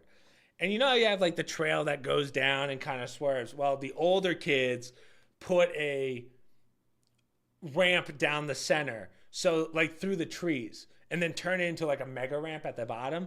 Now, one thing about my parents is when I get into something, they'll buy me like the expensive stuff because they knew I was going to get into it. And I still snowboard, just not as much. But I'm wearing, like, guys, I might have been snowboarding for like maybe a month, maybe 2 months. And we lived in Jersey. It's not like we lived in the Adirondack. Exactly, It exactly. was a snowboard. So I'm up on. Now, this is the worst part. Will goes down first. Will does like a 360 off of it. Looks sick. I'm like, oh man. And then it's my turn. And I want to point out, you know how they have like the new people of, it's like a crew of people and they're like teaching you the ways. They stopped everything just for me. They're like, this kid's gonna do something sick. He's got the board. He's got the monster. It looks like this. I wish I still had this sweatshirt, but the sweatshirt was. Wasn't it Monster? It was Monster, but it had a bunch of patches on it that made it look like you were sponsored or something. Yeah. So yeah. I'm like, damn, I gotta go. Guys, I go down and I made it. And I did what can only be described as like a flip onto your back in front of everyone. And the guy, even the little kid was like, ooh, you okay? Yeah. It was probably the top 5 most embarrassing moments of my life. But you look good doing it. You look good doing it. That's the important thing. Henry, I'll answer yours in a second. Let me just see what my aunt wanted to comment. Okay. So here's my comment. Anyone that gets the Yankees is a, but oh, it's a comment. Oh, thanks, Aunt Sue. Here, I'll read this. Anyone that gets the New York Yankees live on TV for those of us in North Carolina is a gamer in our book. Thanks, Pancake. Thanks, Aunt Sue. Because we have to get it. I don't know why they do this in sports now, but you can only watch certain games on certain channels, and sometimes they don't get the channels, so I have to find it on something else. Yeah, so that's the way we do it. Dad told me Thank that. you, So your grandfather has the Yankee Network, but then all of a sudden last year they would throw it on to Netflix or something. You had to have that, or I forget what it was. Yeah, you have to have a separate subscription. So they'll do Amazon Prime, and I'm like, well, that's stupid. Why? TV should be free. God damn it. You know? Yeah, or if you're gonna do the Yankee Network, give them every Yankee game. Don't make them miss one. Right, exactly. It's very weird. But I asked Uncle Jerry, I was like, can't you just watch like the Chicago version of it? But they don't get that either. It's completely region locked, which is crazy. Crazy. I'm unsure of how much Mrs. Pancake travels, but you do. We call her Mama Cakes. Mama Cakes. I'm unsure of how much Mrs. Pancake travels, but if you do, what has been your favorite trip so far, and do you have any planned trips or dream trips? That's a great question. I like these Very good questions, Henry. question. Give us more. I like this. I like Q and A's. Well, we are our family one that comes to mind is the Turks and Caicos Yeah, that's trip. the one that I was. Again, I was just saying this to someone. Oh, I Yeah, was. we, Yeah. we did the Turks and Caicos trip. Not, I mean, it's probably 10 years ago now, but like you kids weren't I think I little, was a you were freshman in high school. old. Okay. And we were able to leave the dog with our friends. And it was a nice trip. We only went for It's 5 days. good Wish we water. had gone longer. And the reason why I liked it too was that it was very stressful because it was tough to get a reservation at this place. It was a Sandals or beaches, I think, because that's the family one. It was tough to get a reservation. There's 5 of us, but Michael was really little. And when when I went on the website, I went in one way and it said you had to book it with him. Then I went on another one and it said you could just book the room and they'll add an extra bed. So naturally, I did it that way. But then I was concerned that we're going to get all the way down there and they're going to be like, oh no, you can't have this kid there. Michael was all of what, 6 or 7 at the time. So here I'm thinking he could sleep on the floor. I don't care. I just wanted to go. And it was bothering me. I was stressing about it the whole trip. I'm like, what am I going to do if they Leave don't them. let us, it's going to cost more money. Your father's going to have a fit. Sure enough, we get there and they're so laid back. They're like, it's Yeah, fine. they did Hey, not and care. then your room had like a trundle bed. They I didn't like actually. literally like something in a drawer. What's funny is I can still remember the walk. Like if you were to take me from that, where remember the cappuccino maker that Dad and I were just freaking pressing like crazy. I can walk back to where our room was. I remember that vividly, but I can't Yeah. remember the room. The only thing that really we found annoying with you guys was we kept pushing you the whole time. Go do stuff. Go meet people. Do this, do that. Because there were all families there. And true to form, the 3 of you stuck together, did your own thing. I think you did volleyball with Dad, blah, blah, blah. You played some basketball. Yeah, But then when you're on the bus to go home, all of a sudden you start talking to the other yeah, kids. yeah, yeah.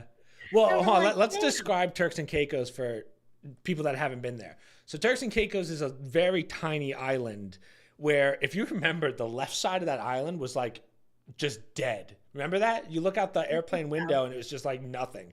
And Yeah. then the right side, you have this resort that is gorgeous. It's what felt like miles long, but it was broken up into different countries. Remember? So you have America, you have Italy, the center you had Switzerland, which was all the chocolates and desserts. Yeah, the Yeah, restaurants, you go to each little yeah. place So and one was then they Japan. pool. It was really nice. Now your boy, I'm at that point where I'm putting on weight because that's when I started working out, and it's just a dream come true to me because I'm just eating like crazy. Remember, I would go to the American bar that had the patties burgers, and they were like, Oh, you tell them it was all inclusive, so yeah, you could eat anytime, anywhere. It anywhere. was already And paid that's all for. I knew how to do at this time.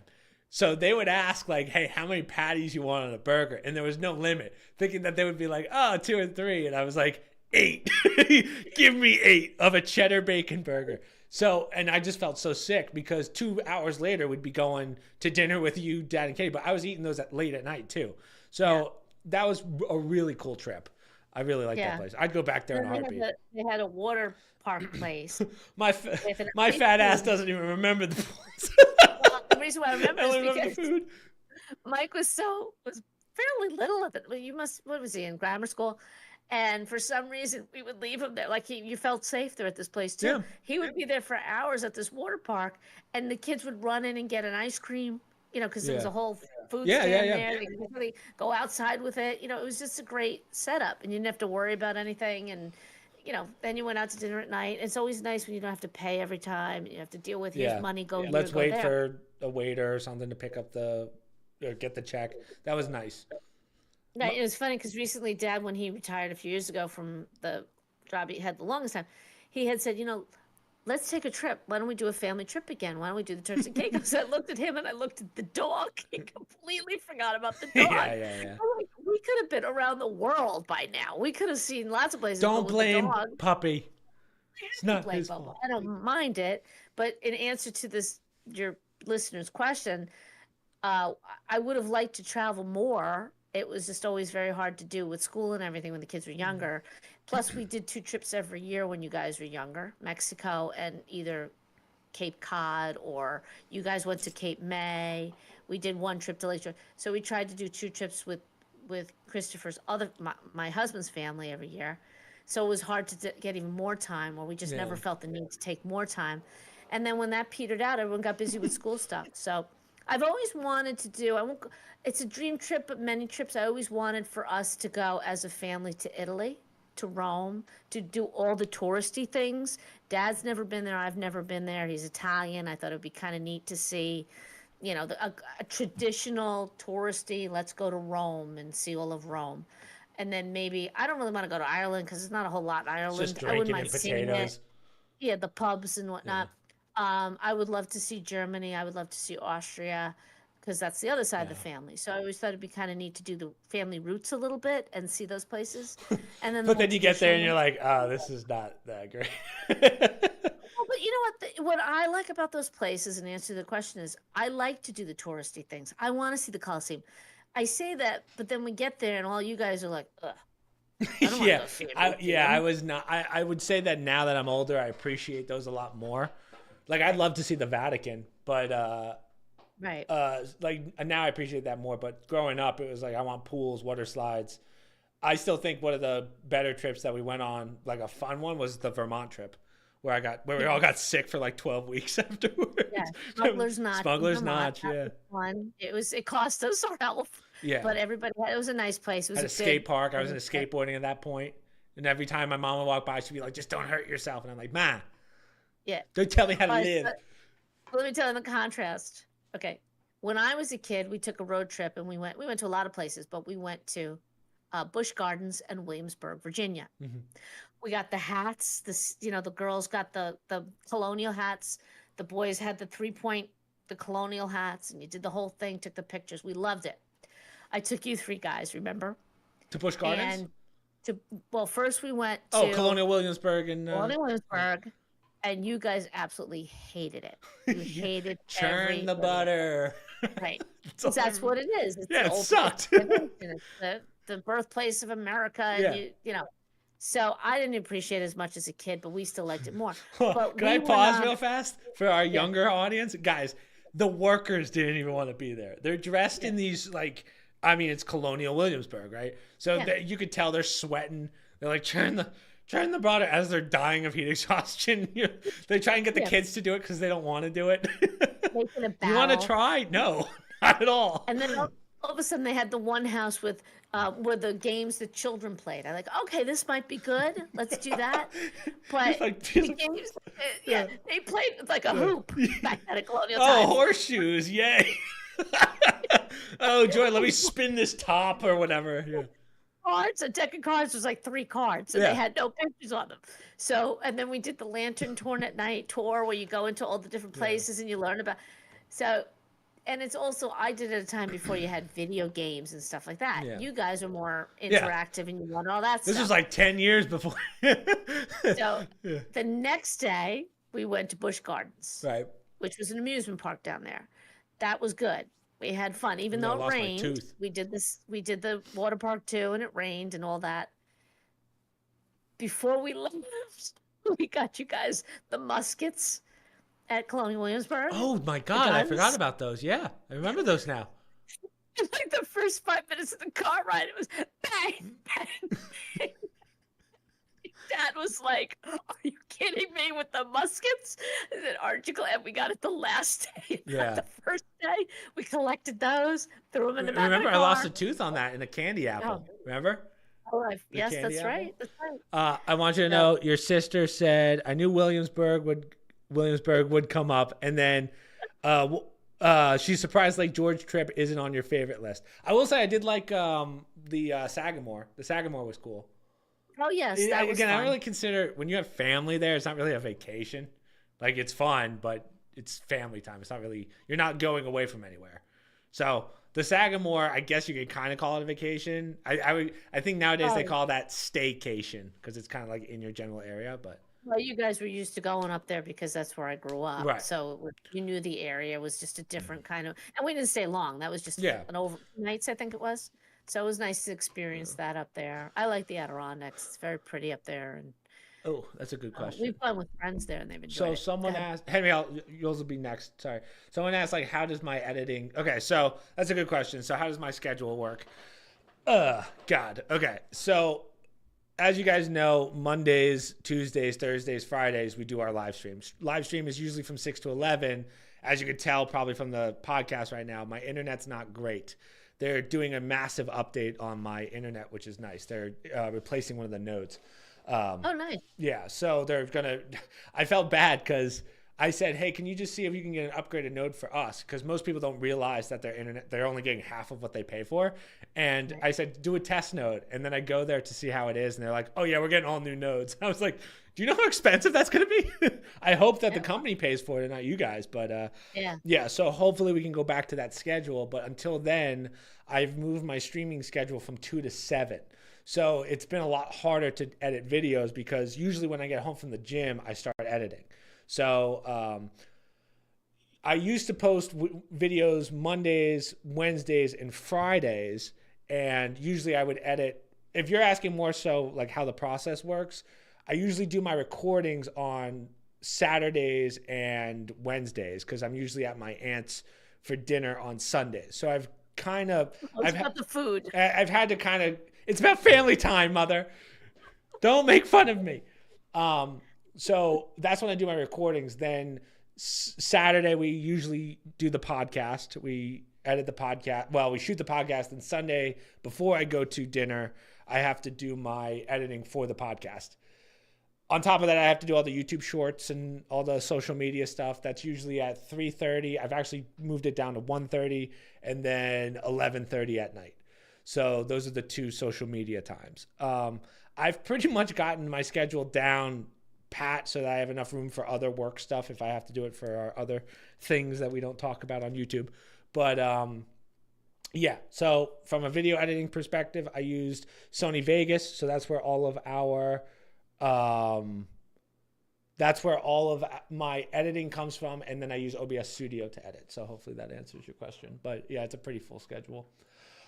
Who I did was the. watching, let me just Okay. say this quickly. I saw some like B-level movie. Luke Wilson was in it with Maya Rudolph, right? And they played people that Steve's on get the put bed. to sleep in some military test chamber. They wake up hundreds of years later because of some foul up and they nobody knows about them being in deep sleep. He wakes up and he goes into somebody's apartment, and basically America has just eroded to Neanderthals. We're all like stupid people who just watch TV ads all day.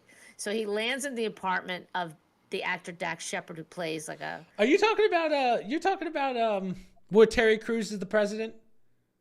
Are you Oh, I talking don't know. I don't know that much about. Maybe I didn't watch that much of it. All I know is he goes into the apartment. Dax Shepard's playing like video games and watching something on the TV, and he's getting mad because Yeah. the guy's talking to him and interrupting him, and he gets up. He was sitting on a toilet. Like chairs and a toilet. And after you just went through your schedule, I'm thinking to myself, Chris should basically have a chair. That's Yeah, a you're toilet. talking about the movie Idiocracy. That's a, Yes, yes. yeah, that's a very funny movie. It's not good, but it's like funny, you know. It's very Yeah. pertinent. When I saw that, I I'm saw like, oh that. my God, that I could saw be that our on future. Comedy That's Central for sure. years ago. Did you? And I won't I mean it's kind of a spoiler, but I think the best part of that movie is right, it's years in the future and Yeah. he's so smart because he's just like nailing all these tests which are like put the star in the star slot, put the square in the and so he ends up becoming kind of like the vice president, kind of makes the decisions on agricultural stuff. So he's solving all the problems. And he goes out to the fields and nothing's growing, but they got water. And he goes, is this Gatorade? And they're like, yeah, it grows with the electrolytes. It's like, that movie's good. It's not a good movie, but and it's an entertaining movie. It's a very satirical one, Yeah. you know, a lot of satire. Go ahead. Who did the Union Construction Interview podcast? Can we get a life update? So that's Mr. Greta. Bill has been a great friend. So we were talking about this before, technically, but they were on the Busch Gardens trip with us. Their daughter, Yes. Mary, who probably should do the podcast at some point, she and I were in school together. So we started pre-K together. And we've just been family friends ever since. So actually kindergarten, right? They were there in pre-K, I don't believe. So kindergarten. Oh, so they just don't know who the person is who Yeah, did it? yeah, that's Mr. Oh, Greta. Can we get a life update on how he's doing? The man was an absolute gem and a true legend with knowledge. Yeah, so Mr. Greta writing in. Is that Suzanne writing Yeah, in? yeah, yeah. So Mr. Greta, well, life update. He had a long time ago, not since we started the podcast, but he had a massive heart attack. And I mean, his recovery, you wouldn't even know that he had one, like a full heart transplant, right? Or the Well, valves, no, he had valves. valves and stuff, but that was over 10 years ago now, I think. It's been a No while. way that was 10 years ago. Had to have been over it. I think he's at that 10. I think so. Wow, really? That feels, So, it's funny how time flies because I thought that was like maybe 6 years ago. I can't believe no, that's a decade more ago. than that. Yeah, I have to ask, but an update, a really recent update. He was at the Avril Lavigne concert last night with his Oh, daughter God. Mary at PNC Arts Center. Yes. Huh. Yeah, so he's still kicking it, Mr. G. Still kicking it. They're moving out of this area. I won't say where they're going because may not want people to know. Well, they're going to Virginia. They're getting out of New Jersey. We could say that. Right. But yeah, Yeah. everything's good with them. I talked to him Packing recently. stuff up. Yeah. So Yeah, now they're doing the packing whole stuff moving up. process. Yeah, so he's been busy with that, but I'm sure he'll do another podcast. Yeah, when I'm up there, Um, hopefully. yeah, or either here or hey, you not too far off from Virginia. Yeah, if you make the drive, I'll probably be like 3 hours away from him. But any Your other aunt was questions? pushing me to go to Richmond Oh, because it's only 3 hours from me. oh, I don't need to be near you. oh, Richmond, Virginia. Oh, you mean to live? I thought you meant to visit. Oh, yeah, yeah, yeah. No. I was meant to move in that area because it's only 3 hours away from me. Like I don't need to be near you. Yeah. What are your brothers up to? Well, Michael's at Penn State, right? So we were just talking about that. Mike's at Penn State. He's living it up right now. He just visited our other brother, Ken, Kenny's due for the podcast. Kenny hasn't done neither of them have done the podcast in a while. But Kenny's down in Miami still. Yeah, Mike visited Miami. I think he's hoping to go down there, just so he can get out of the house with Dad and me, Yeah. just to be on his own. But yeah, I mean, Miami's a fun. If you like cities, Miami's a fun city. Yeah, that's not for me. I don't know how Kenny's able to keep up with that lifestyle. I think Kenny's kind of slowed it down a little bit, but I couldn't do it. Well, Mike was down there and it rained virtually every day. And I said, if he still wants to move Miami after sitting there for a week in the rain, I guess he really wants to go. So he still seems to be planning on going down there, which is easier for me when you guys, decide to live together. It's easier to visit and Right. cheaper. Don't have to help him get set up in a new apartment. And then Ken was going to a big party tonight in Orlando. Yeah, well, his roommate Matt's roommate from college. His father is probably a doctor at some hospital in Orlando, and they had a great time last year. They're talking Drew because Drew has like a family reunion or something. Our friend Drew, Drew should probably do the podcast too. Probably, Drew's been to our house before. You've met has Drew, he? yeah. Okay. And they had like this giant slip and slide in the backyard. So I saw Kenny before on the slip and slide, and he got nowhere. Jeez. I was like, Kenny, this is not a good look for the family. Did kind of one of those half runs. Oh, jeez. Well, you gotta be careful. I don't want him hurting himself. Yeah, we're at the age where, God, if I tie my shoes wrong, my back is shot for the day. We can't afford that right now. Yeah, but we can't afford that right now. So yeah, I tell Kenny, you gotta be careful. No wild stuff. Don't go crazy. So yeah, he's doing that, and everyone's due for a visit though. Mike's been here. Yeah, I'm due to come back too. I was just talking to someone about going back, and I have to do some stuff up there as well. So yeah. Yeah, you try and get him on the podcast again. Nobody wants to hear the old Mrs. Pancake's voice all the time. Mama Cakes. We're calling you Mama Cakes. Mama Cakes. Nobody wants to hear Mama Cake's voice all the time. Yeah. Any other questions, anyone? From all that's quite a few. Yeah. Those were good had ones. one. There's a couple on Kik and D Live and Twitch. So. They have questions? Well, yeah, I'm just reading them as they come.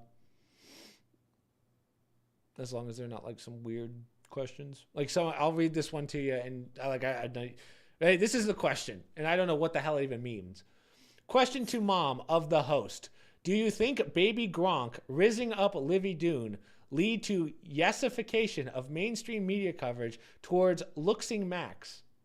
That's what I mean. You don't want to open it up to everyone. Baby Gronk from Galaxies? No, The the tree baby from. Gronk was this little Instagram kid who apparently Oh. Oh, okay. who apparently everyone was like, he's going to the NFL. He's just like a 6-year-old. He's going to get starched the second he goes to high school. He doesn't have a Oh. chance. But So I have no opinion about that. yeah, In that's what I answer to mean. your That's why I first didn't ask it. question, I would love to. If I knew more about the individual, I'd comment, but I don't really follow that. Ooh, your sister asks, how do you pick your themes to discuss? Meaning the articles? Yeah, I guess. I try to mix it up, obviously. Remember for a while there you said we're doing too much politics, Mom? Yeah, there was a point Like, where, well, when we started the podcast almost 2 years ago now, it started as just me. And let me tell you, shout out to anyone who does a solo podcast. It is very difficult. You don't realize how yeah. hard it is to talk to yourself for an hour, especially if you have like no topics. And you can only, when you can't bounce opinions off of someone or get another person's thought process to kind of continue off of, it's very difficult. So when you got involved, I knew it was going to be more political. So my idea was I'm going to balance it out with like gaming and all the other stuff. So I try picking articles that, like, if my mom has 4 political articles, I'm going to try and find 4 non-political articles just for something to riff off of. And then mom will throw me a curveball with like global, like the climate thing that we just talked about before. And then I go, oh, let me Right. add a political one so that we have like a good balance. And then Right. one of the things that we tried doing in the beginning was putting kind of timers on things. But then I Right. felt like doing a timer of this is 15 minutes, this is 15 minutes, kind of getting your thoughts out in 15 minutes isn't really the point of a podcast. And then I realized, why not make them long? And truth be told, the podcasts are really for me and our family so that years from now, people can still watch these, like grandkids, great grandkids, whatever, because they'll always be cemented in YouTube. So Well, that's why I didn't care. when you interviewed your Yeah. grandfather and your grandmother, Yeah. people that won't always be around right Exactly. now. So that's why then I stopped caring about the time. Like, I don't care if we do a 3-hour podcast anymore because it's not for you guys. You guys are just here for the ride. It's for our family. So that was kind of the mentality of the podcast. Yeah, it's nice for when Yeah. other people, like, I try to think of things that people would be interested in. Usually stories that you don't hear a lot about, like who's looking at the Shroud of Turin, Yeah. a common thing. And I like those kind of stories and the science ones because they don't get a lot of attention. You get a lot of political stuff now because that seems to be very popular in social media. So, but what's has evolved a little bit, right? So sometimes you send me your articles because sometimes we would talk about stuff, remember, and we'd go off on a tangent about, well, how does the House of Representatives work or whatever. And I didn't have Right. the history handy or couldn't answer monetary policy questions for you that I would say, well, let me know ahead of time so I'm not guessing when we're talking and I could do a little research. So a lot of times it's interesting because we think about stuff and I'll say, oh, let me look that up. Yeah. And then I would come back and give you info. So sometimes it's kind of wherever it goes. We don't really have a theme. It sometimes goes off on tangents. Yeah, when I'm editing or doing stuff, I'll usually listen to a podcast like throughout the week, and that will help me with a lot of the information. Like, I'll kind of somewhat pull from them and do more information because usually by the time, like, let's say I watch something on Monday, like say it be Rogan or something, usually by Saturday there's more information out. Most of my articles I have to do the day of just because my weeks are so busy. Whereas I notice mom is able to follow things a lot more. Like, you'll send us as a family articles throughout the week. Yeah. So that does help me a little in the sense of, oh, okay, I know what's going on. Like, most of my information, my news and stuff, either comes from you or usually the comedian podcasts that I watch, the comedy podcasts, because they're always in the know because their job is to know news to make fun of news. So I think Tim Dillon is a great source. He's funny, but also he's just a fantastic mind, truthfully. So strongly recommend him. But yeah, that's Yeah, we always look the way for I good do podcasts for the long rides. And we tend to go right to Rogan to see which guests we find interesting. it. Yeah. Well, Well, so I remember one time your uncle said to me, oh, you gotta listen to, I said, there's nothing really to listen to after 10 to 12. I have a set person I listen to 10 to 12. So I'm driving at 3 and something goes, oh, just throw on a Victor David Hansen podcast. Victor And David Hansen. you guys may not know Victor David Hansen, but he writes a lot of political articles. He's from the Hoover or Stanford, blah blah blah. He's very deep, and I'm thinking I don't want to drive listening to Yeah, listen. Yeah. it's like somebody reading the Bible. I mean, okay, that's not my idea of interesting. I'd rather watch a Joe Rogan or something like that Yeah. when you're in the car. I don't want to think in depth like that. So, yeah, I mean, sometimes that's why I try to find stuff. Since a lot of your listeners are gamers, and I don't know a lot about it, I'm learning things. When I find articles about it, I immediately grab those to see something for you to talk about, people to ask questions about. That might be more interest than global warming stuff. So, So here's 2 more questions. What time is it now? Are you pressed for time, Mom? no, I'm fine. Oh, okay.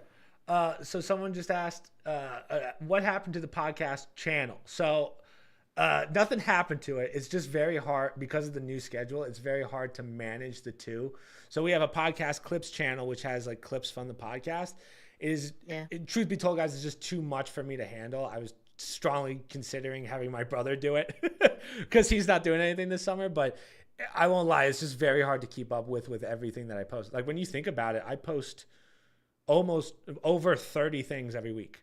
So it's kind of like if you count more than that, if you count the live streams.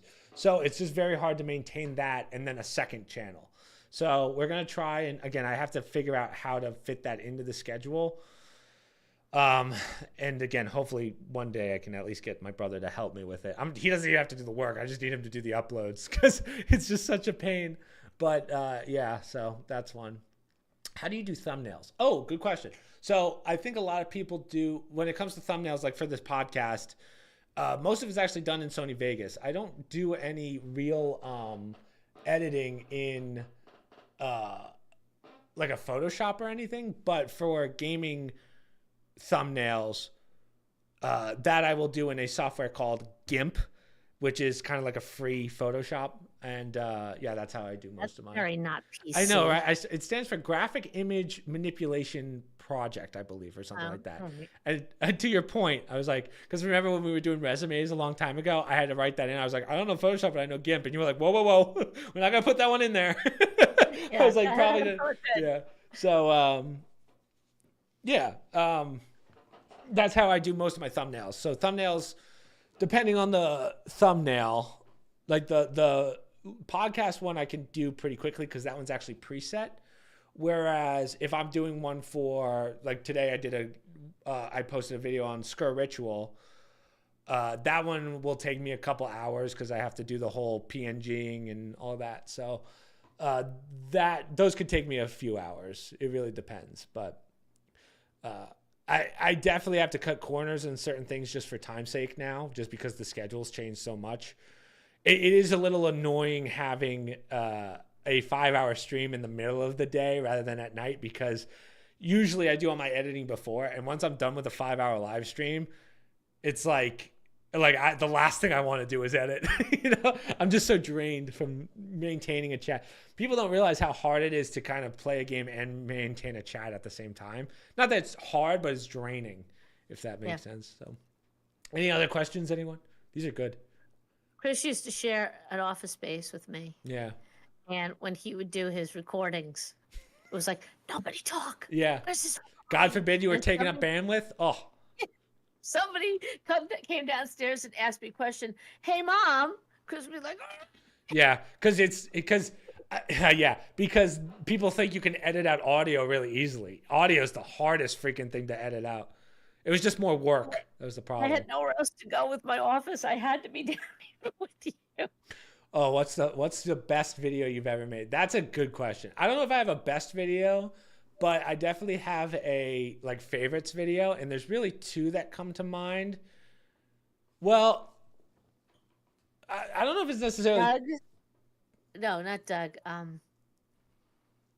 Sprague up in Canada. What about it? When he was on the chess team.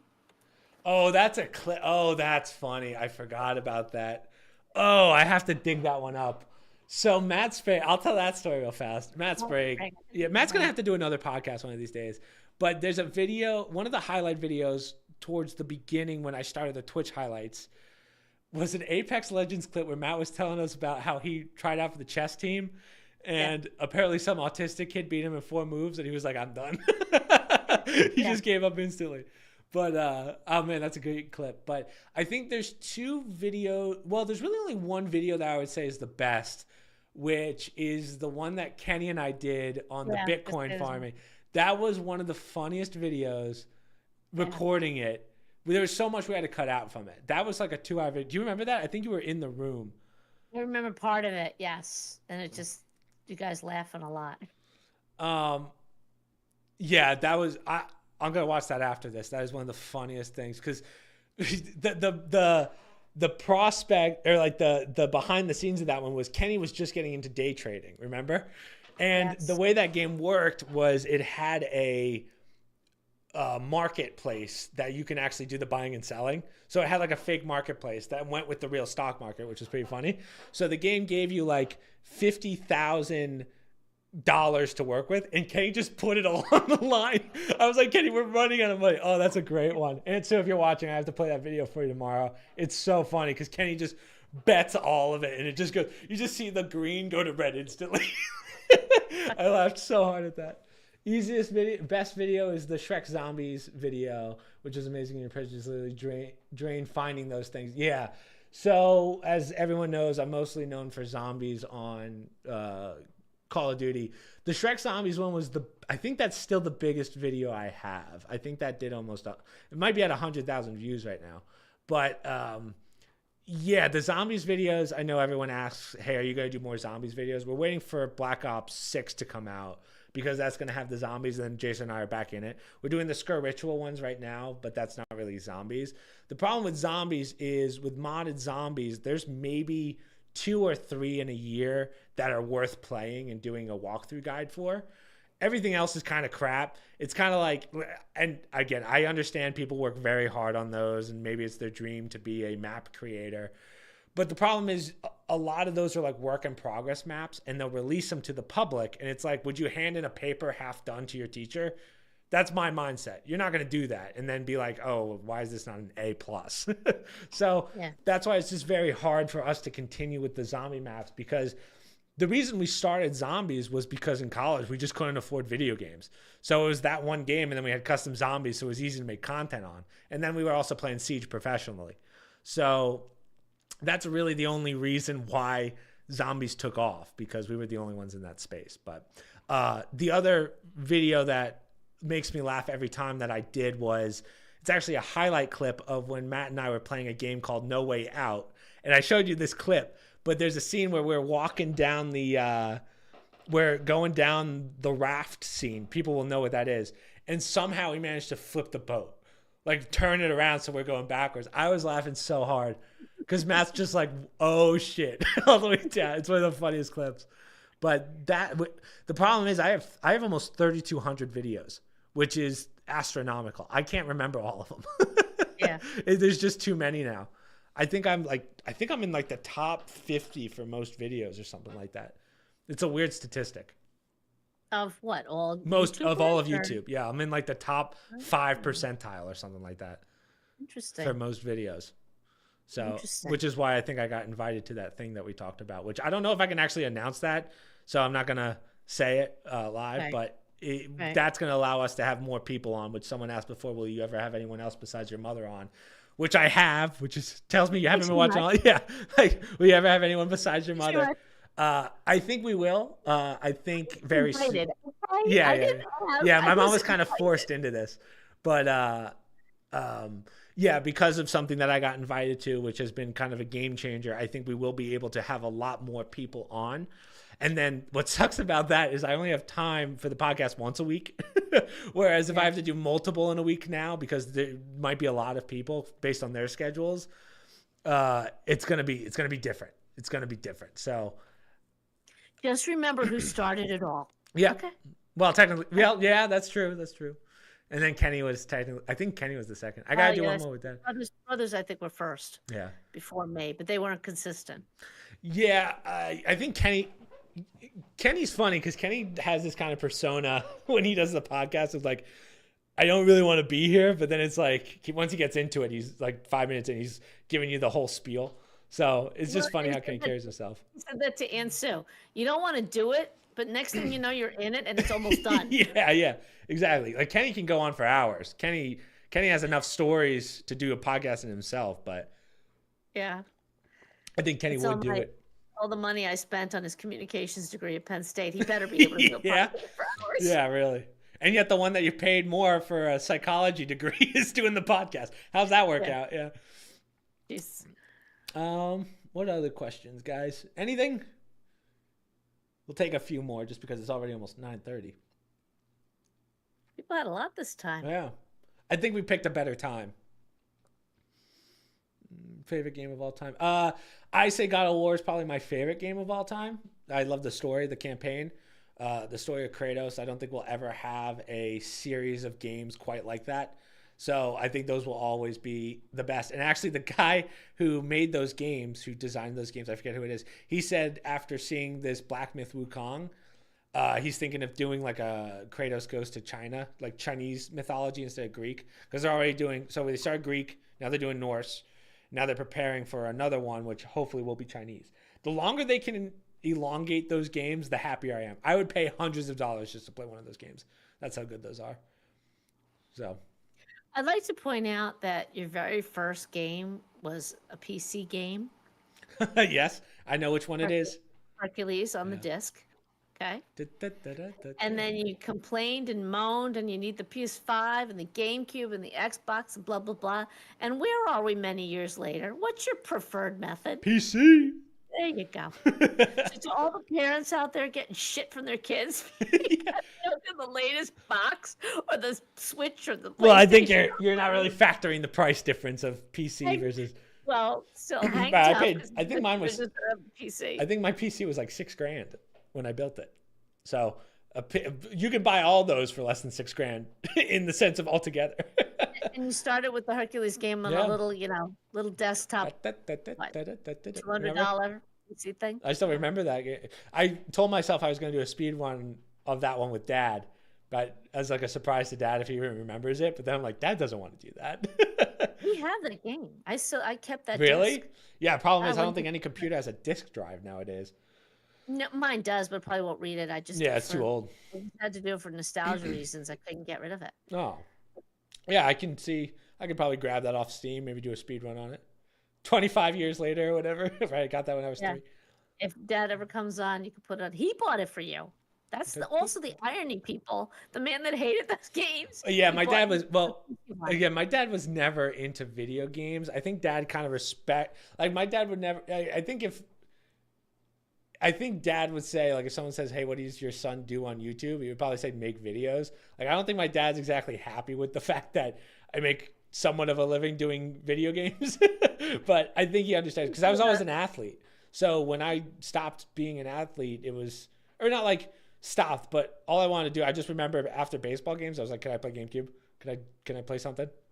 Well, I think it kind of took the place, or the concern was those games, and not just for you, for kids in general, that if they're playing those games, they're not going to want to do other stuff. Yeah. Especially when they became so prolific, where everything was about gaming. Everywhere you went in your house was gaming. So I think that was why he got that at a discount bin. I think it was like $250. What? Brought it home. The fuck? And it was like, and you started playing it, and it was addictive. And I think he was like, "Uh-oh, this is not good." Yeah, I would say I was addicted at that time, but that was all we had to do because it was either that or the goddamn trampoline, and my knees are shot because of that trampoline. Yeah, it's the time. I'm not saying it was just you. All the kids were like that. And then Ninja made $40 million in 1 year, and Dad was like, hold on, there's money to this? Something you can make money. That's the one thing I like, even if you're not a Ninja fan, Tyler Blevins and Fortnite fan, that did open the pearly gates for a lot of us to start making a living doing it this way. So in that regard, it does make sense. How's your dad doing? Oh, Dad's doing great. Dad, I mean, as far as I know, Dad's doing fine. So I think when people go, oh, we saw him for the one podcast and then we didn't see him again, it's like everything's fine. He just isn't a podcast guy. I think Dad doesn't fully understand really what I do. I don't think Dad's ever seen a video of mine. He's literally on the opposite side of the wall here working out. Oh, is he? Okay. Yeah. Late night workout on a Saturday night. Yeah. He was helping our neighbor move a mound of dirt. So dad went this morning. He says, I got to go Home Depot. I got to get some paint. I got to take our neighbor. I said, okay, fine. Next thing I know, he comes back with my Land Cruiser and a trailer on the back with a backhoe. And he was working literally all day helping our neighbor move all this dirt into the back of the house. And when I say all day, he didn't even make it home for dinner. Because here's one thing about Chris's dad: if he rents a piece of equipment, if it's going to cost him more if he goes over an hour, he makes sure he Oh gets yeah, that thing that's done. dad. So this backup was just for a certain number of hours. He was determined to finish, get it on the trailer again. He doesn't want to 5 minutes on Yeah. that thing, and he got it back. So that was his day. He's doing fine. He's busy. Ooh, that's a good question. So, what is my workout schedule like? Um, that's definitely changed because of the time schedule. So, I used to go 4 days a week. Now I'm lucky if I can make it there 4 days a week. Unfortunately, I'm doing a lot more cardio though. I've been doing a lot more cardio because I think I told you this. I don't know if I said this on the podcast. Maybe I did, but the whole soccer thing, where basically there was a huge argument in the Discord where hello. I'll read that one in a second. But there was a huge argument about soccer. And basically the argument was that Matt Sprague and I couldn't run 7 miles. And I understand that 7 miles is one thing. Like, obviously, soccer, it's a lot of starting and stopping. But I said, I'm gonna do it. Like, I can definitely do 7 miles in 90 minutes. And right now, I'm able to do about 3.5 in an hour. But then I get bored and I do get tired, no question about it. But my cardio is getting up there. I've kind of dropped it in the sense of, I dropped it in the sense of I was doing it on an incline and now I bring the incline down. So doing it on flat ground is a lot easier because my whole life I've always done on a treadmill. I've done it on a 4 incline because that's just how you lose a lot of weight that way. So now it's actually pretty easy for me to do 4 miles in an hour, give or take. Like, it's like an hour 5. That is not the argument. Yeah, whatever, Dave. But what was it like raising 2 awesome boys and Chris? Oh wow, Dave. Hey, fuck off, Dave. that was Dave O'Dwyer. I was the best one. Everyone knows that. What are you trying to say, Mom? Now, Chris is pretty good. We always used to say Kenny used to get into a lot of trouble, but I said, well, Kenny always looks bad because compared to Chris, because Chris never got to Yeah, I never got in trouble. any trouble or anything. So Kenny really was never. He seemed to be always in trouble all the time, but he wasn't. It's just Kenny. It was his thing. Yeah. And Michael had a short fuse, so Kenny would always annoy Michael because he knew Mike had a short fuse. Yeah, okay, so Chris, this gives you an idea about Chris and all the boys. So Chris would be watching something on TV or playing a game, video game, whatever. This is when they were really young. Kenny was about 2. If Chris didn't give him attention, one time I hear like slowly Chris ramping up a scream. What? Like that.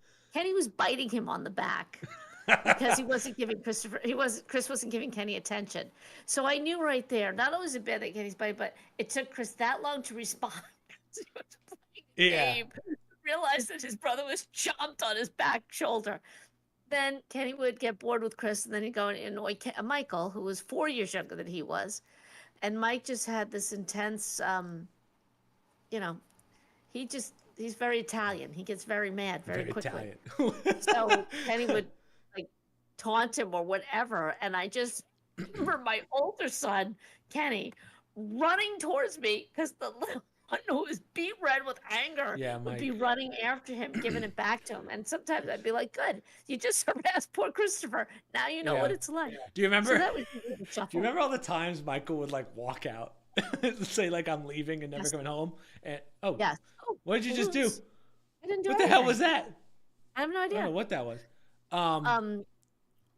Every night Mike decides he was moving out. He's leaving, and he would make it to the end of the driveway and then come back, be like, "I'm not leaving." Well, I'd be cooking dinner. It was always when I was cooking dinner, and I had the front door open. And after a while, I'm like, "Kenny, watch your brother. If he gets to the mailbox, you got to go get him." Yeah. And he would get to the edge of the driveway and realize nobody's coming for him because I was busy. And he always came back. Oh, what sports did you play in school, Mom? What sports did you play in school? Me? Yeah. I'm pre-Title IX. They had no sports for girls. I swear to God. I tried out for cheerleading. one time for fun, and I had a lot of fun, but I didn't make the squad. I think I was a junior because then they said, "Oh, come back next year." The lady actually, I mean, talk about salt in a wound. She says to me, "No, if you come back next year, you'll make the squad." And I said, "That's not happening." I go, "Yeah, that's not happening. Like I'm going to do the senior year." So I played pretty And I much. played a little Oh, sorry. tennis, Oh, tennis. a That's right. little Yeah, tennis, yeah, but not nothing to the level that I played when I was older. yeah. I skated and I danced and I did gymnastics, but I was terrible at gymnastics, so I had no upper body strength. Yeah. Uh, so when I mean, I played every sport except for football, realistically. But high school level, I mean, I played basketball, but not on the school team. Soccer, I did. Because they Uh, forced you to. yeah, sophomore, junior, senior. Yeah, well, I was a transfer. So junior, senior year, I played soccer. Um, and it was kind of like a pseudo soccer in the sense of it was all the kids that didn't care about soccer. Like in the first 5 seconds of the game, someone was getting a red card. There was no, that's just what it was. Well, And no, some of the kids were really serious about it. That's well, not that was true. varsity. Oh, you Remember, I mean was Jay? Well, JV yeah, junior year. that's So true. like That's you had true. remember Paul. Paul was a lacrosse player who just wanted the exercise. The second face Right. off happened, he was getting kicked off. Yeah. Or not face off, but you know what I mean. Yeah, freshman, sophomore year, you didn't really play because I was you're so taking the busy in train. school and it wasn't that close. And I was just as glad that you weren't involved Yeah, because I of was the on the train headache. schedule. Yeah. Um, and then so when I transferred, I did soccer, and then uh, well, track and field technically, but again, I only did it for the exercise. So I was that one kid that would only show up to practice and not for the meets.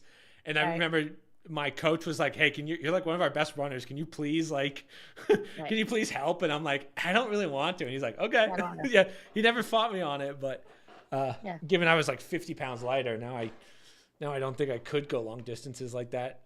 Or well, I again, I haven't ran outside in a long time. I only do the treadmill, but which is very different. Like there is a huge difference between treadmill and outside running. Right. So I can't do that anymore with my knee. I'm not allowed to. yeah. So yeah. All right, guys. Are we good on questions? I'll give you like a 2 minute.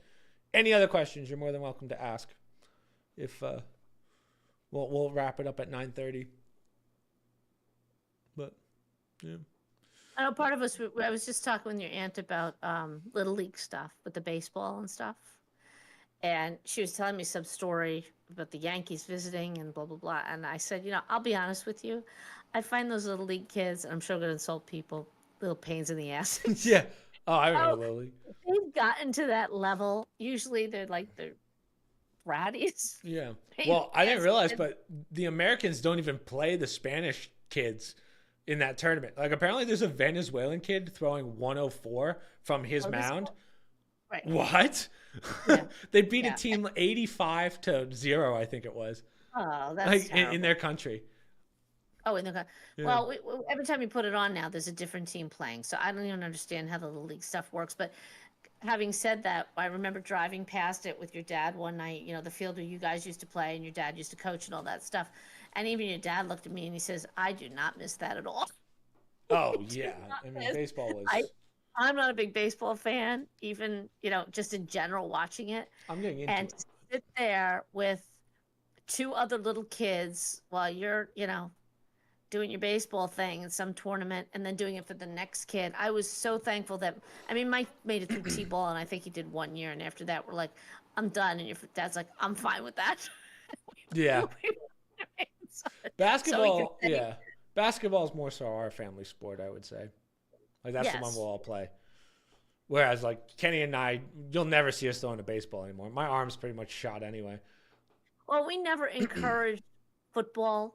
We didn't do Mike the did football for 10 days, got hit once. yeah. It was like, I'm good. Well, honestly, I mean, we did not encourage that, and Dad didn't really want you guys playing it, even if you had an interest in it. Uh, I'm just as glad Mike didn't continue with it because you were not at the time, especially you when you're younger, you weren't big kids, and there's so many problems. And my brother had a great experience with football, I think, but it was just not worth the physical tear, the wear and tear. And it's a different mindset. I couldn't imagine having three sons doing that. I mean, I look at some of these families where every kid's in Yeah, a it's not worth sport. the injuries. it's just a different, well, or any sport, it's very hard to do that. I have people, with one child, and they do all the sport. Oh, my child did baseball from beginning. Well, that's great. You have one kid. Try doing it, and I credit to these parents that can do it with 3, 4, and 5 kids in different sports in season, all over the place. I'm Yeah, that was a kind of lot. after, like, that was more so Kenny's age. I don't remember kids my age doing multiple sports at the same time.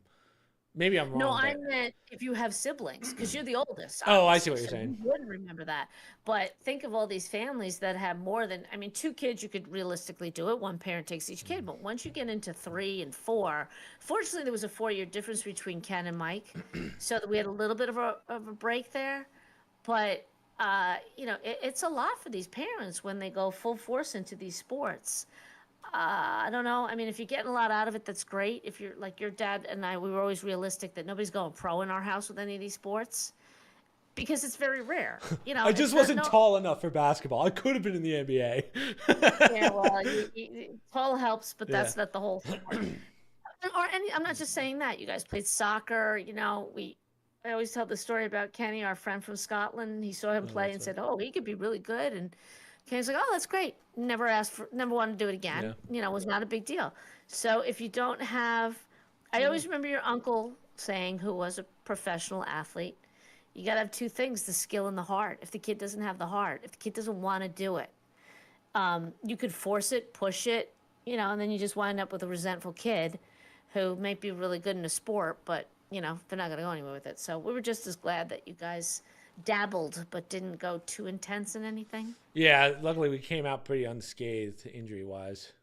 Knock Yeah. on wood, yeah. I Kenny mean, had a couple concussions. Mike had some leg injuries, I but definitely had concussions. I just didn't know were concussions. yeah, I mean, at the time, nobody was checking when you were Yeah. a lot younger. But yeah, nowadays, they do the baseline and the this and the that, and they can tell. And My only um, regret is that I didn't do wrestling because from a wrestler, like I meet so many wrestlers at the gym who are half my size, but are like there's some fundamental strength that you get from wrestling at a young age that I mhm. just don't possess.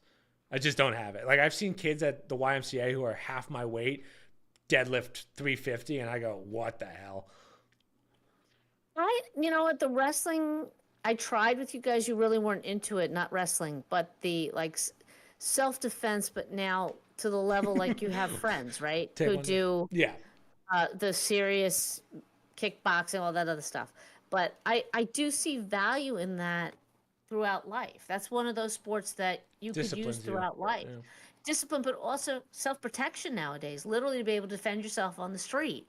There's only so much you can do with a gun or a knife, blah, blah, blah. But I think there's value in that. It gives you presence, it gives you confidence, more so than, obviously you're going to be big if you're a wrestler, you're going to be big if you play football. But to be able to use that strength and in a setting where you're taking multiple people, I think that's very valuable. But nobody really got into that either here. I think that's a shame. Like there are certain sports that are lifelong sports. Football's not a lifelong sport because you need a team. Yeah. Basketball, you can always shoot around or you can always, do pickup games. Soccer seems to be like that now too. It never used to be, but now, like through your brother, if you live in a warm climate, you can always do that. Tennis, golf, those are sports that you could usually always play with a partner, Yeah. male, female, whatever. There are other sports like baseball, from softball with your cousin. It's very hard because you need a setting to do it and you need teams to play those sports. So it's nice to have other ones to do too. All right, guys, we can end it there. I mean, we just did 2.5 hours, mother. Goes by Yes, fast when it's live. yeah, and thanks for the questions. Yeah, They those were were good good. ones. Hopefully, we'll have different ones next time. I'm sure we're gonna have to answer the same questions over, but it's I usually don't how care. these go in a month. We'll see. But all right, so only things I have to promote. We're still gonna continue with the Black Myth Wukong on Monday. Again, someone asked before when we're gonna start playing other games again. I want to get this done just because I don't want it lingering, and just because there's only so much time to get it done realistically. So that's why we're probably just going to finish it out sometime this week, probably later in the week because it's just that long of a game. I posted what came out. So we had the podcast, we had a speed run for Resident Evil on Wednesday, and then today I posted the Skur Ritual. So go check that out. We've already picked our games for the next speed runs for next month. So I'm practicing those slowly. Actually, most of them are done at this point because now that I can't do them live, I just record them. So it's a lot easier because it's on my time rather than stream schedule. So I'll bang those out. And then, yeah, that's pretty much it. So